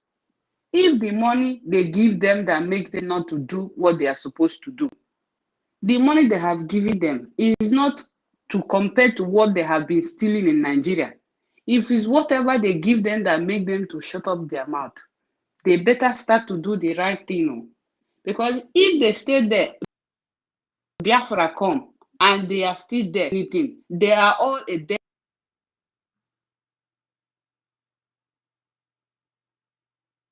Working, including lion, they will chew them and chew them without no mercy. If they can hear me now, they better do the right thing. They should just call each other, the whole state. They should call each other and make a meeting and bring that man out, because they are the one that put the man inside that place where he is. Number one, they first of all proscribe him. It's not enough. They still selling him out. It's not enough. They are not saying anything. Is it not the same way they burn them, they burn that man? They did not burn anybody different.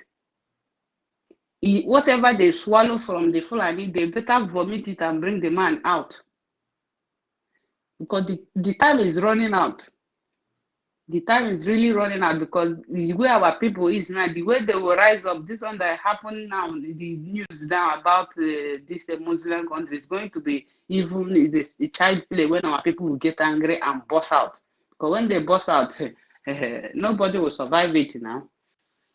So that is my own contribution for this part. Thank you very much. Thank you very much for being And the other parties. Yeah, we have to give other people opportunity. We have to give other people opportunity to talk, because I will be leaving very soon, because this is already 3 hours here. Nkechi, are you there? As I can. You understand?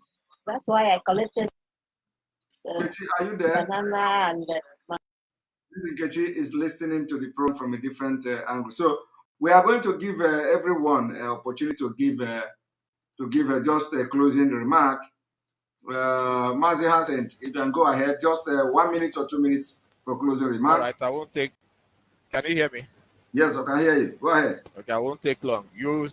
When you were showing IBB, you said the meaning of that RD Grand something patron or so.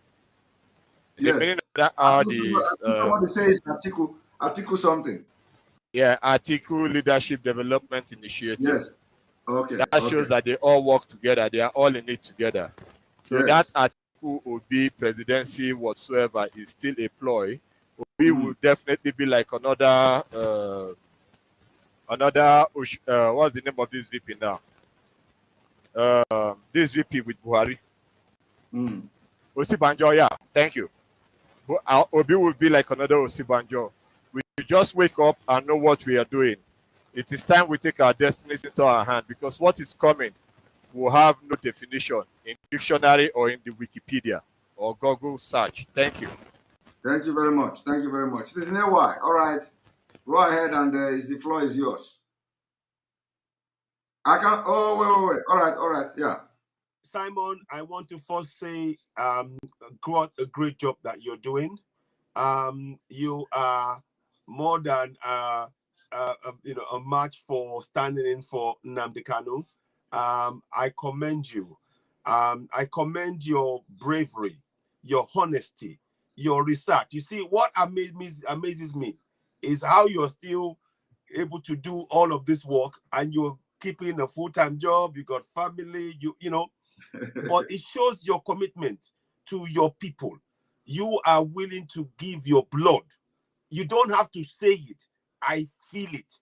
I actually feel that you are giving everything you have to make your people, you are leading them. And in the gap, when they took Nnamdi, they thought they would silence, then they took Nnamdi and tried to illegally. They thought they would silence the whole movement. Boy, were they wrong. Boy, were they wrong. The energy that came from what you are doing now, it's like, you've plugged that gap. And at the same time, we are shouting, and I, for one, I am here stating that the government of Nigeria, they kidnapped Nnamdi Kanu. They have no business touching him. They have no agreement in the way in what they did. Everything that they did was illegal. And this is a government that talks to us about following a constitution, the fraudulent constitution. So we are stating, and we restate our commitment to supporting Nnamdi Kanu 1,000%. I stand with Nnamdi Kanu, and we demand that he be freed. If they went into a court of law today, he would walk out. But what if it is obvious that we're not operating, we're not in a rule of law, a country that's proper rule of law. They are a bunch of gangsters. They're a bunch of mafias. So I want to commend you. We will not relent. We will keep demanding that free Nnamdi Kanu now. We want the entire Biafrans and Yorubas and Middle Beltans to get behind the clamor to free Nnamdi Kanu. At the same time, I'm going to take this opportunity to mention Oloye Sunday Igboho. The government, again, what they are trying to do is to silence those who are speaking up for the people. You notice? They don't silence Gumi. Gumi is walking around, going to encouraging Fulanis to abduct people so that the federal government of Nigeria will give them money. And the government looks the other way. There are pictures, there are videos showing Gumi with terrorists, sitting down with terrorists. But instead of the government arresting Gumi and those around him, they give them protection. They are giving them protection. So please, my people, do not fall for this trick. Those of you speaking One Nigeria, what do you say to that? What do you say to the blatant disregard for the rule of law?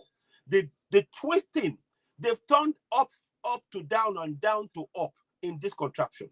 And the likes of Simon Ekpa, Mazi Simon Ekpa, giving his 1,000% effort to Biafra, commitment, drive, effort, focus, 24/7, like that. I want to commend you, Simon. And please, I say a big thank you for the work you're doing. We will be doing some more work later on.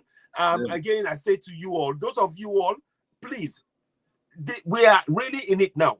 We urge, at this point, I'm taking this opportunity to ask for Middle Belt, Biafrans, and Yorubas. We need to work together. Our unity is formidable.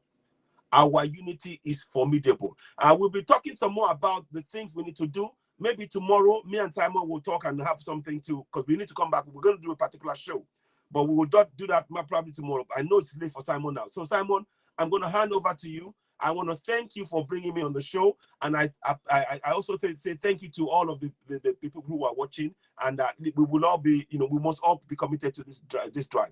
All hail Biafra, Yoruba Nation now, Biafra Nation now, Middle Belt Nation now. Thank you very much, Simon. All hail Biafra, Yoruba Nation. Thank you very much for showing on this platform. Tomorrow we may do that thing together, and the show will continue from there. I appreciate you for coming. Thank you very much. All right, thanks. Goodbye. All right, thank you all for joining and watching this program for almost 3.5 hours. This is how we do it, 3.5 hours. Use your 3.5 hours and talk and educate Biafrans. Use your 3.5 hours, even if it is 1 hour. Use it for Biafra when you have the opportunity. Don't use it on Simon Ekpa. Thank you very much. Tomorrow, this will be the last day I will discuss this. From tomorrow, I go back to my normal, Simon Ekpa. Now I'm the street Simon Ekpa. All right. So from tomorrow, you will not hear Pim from this man. This man will be who you have seen all this while. So tomorrow, I have done my own. If you like, talk from now to next year. I am Azanok. All right. Thank you very much. Tomorrow, make sure we are going to come live tomorrow 3 times, because there is a lot of things to talk. If I have the time, maybe during my break at work, I will be able to maybe have a program. Otherwise, it's going to be in the evening.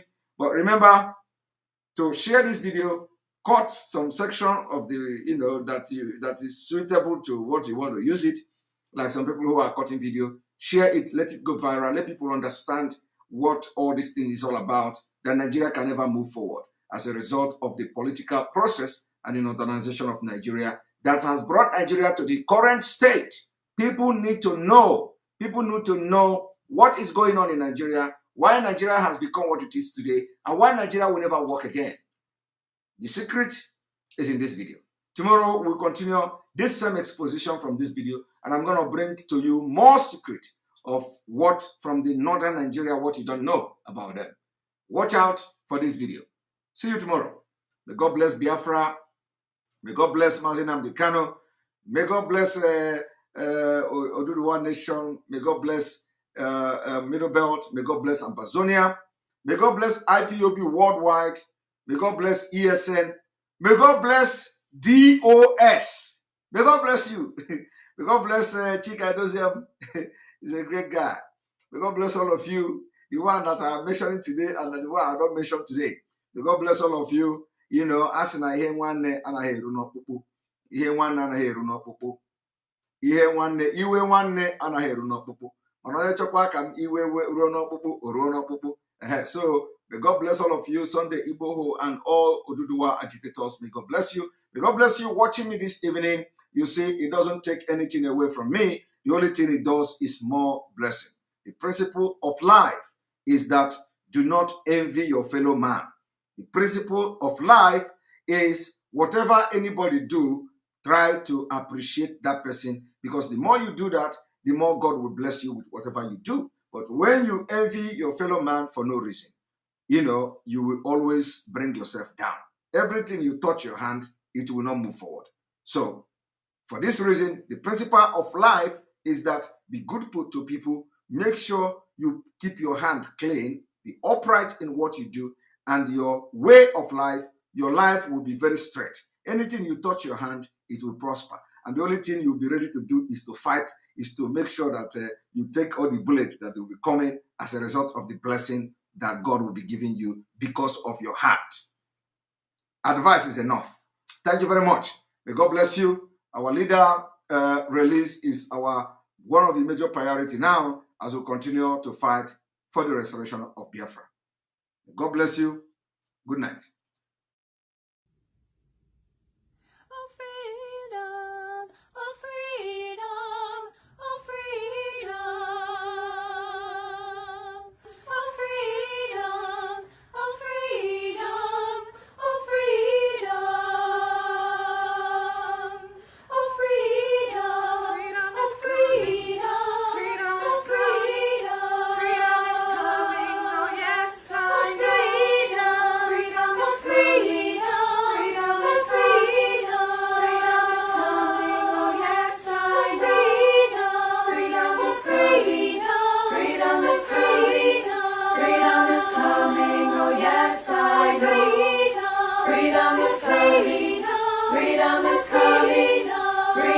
coming. Oh yes, I know. Oh yes, I know. Oh yes, I know. Oh yes, I know. Oh yes, I know. Oh yes, I know. Oh yes, I know. Oh yes, I know. Oh yes, I know. Justice is coming. Justice is coming. Justice is coming. Oh yes, I know. Justice is coming. Justice is coming. Justice is coming. Oh yes, I know. Oh yes, I know. Oh yes, I know. Oh yes, I know. Yes, I know. Oh yes, I know. Oh yes, I know. Oh yes, I know. Yes, I know. Freedom is coming. Freedom is coming. Freedom is coming.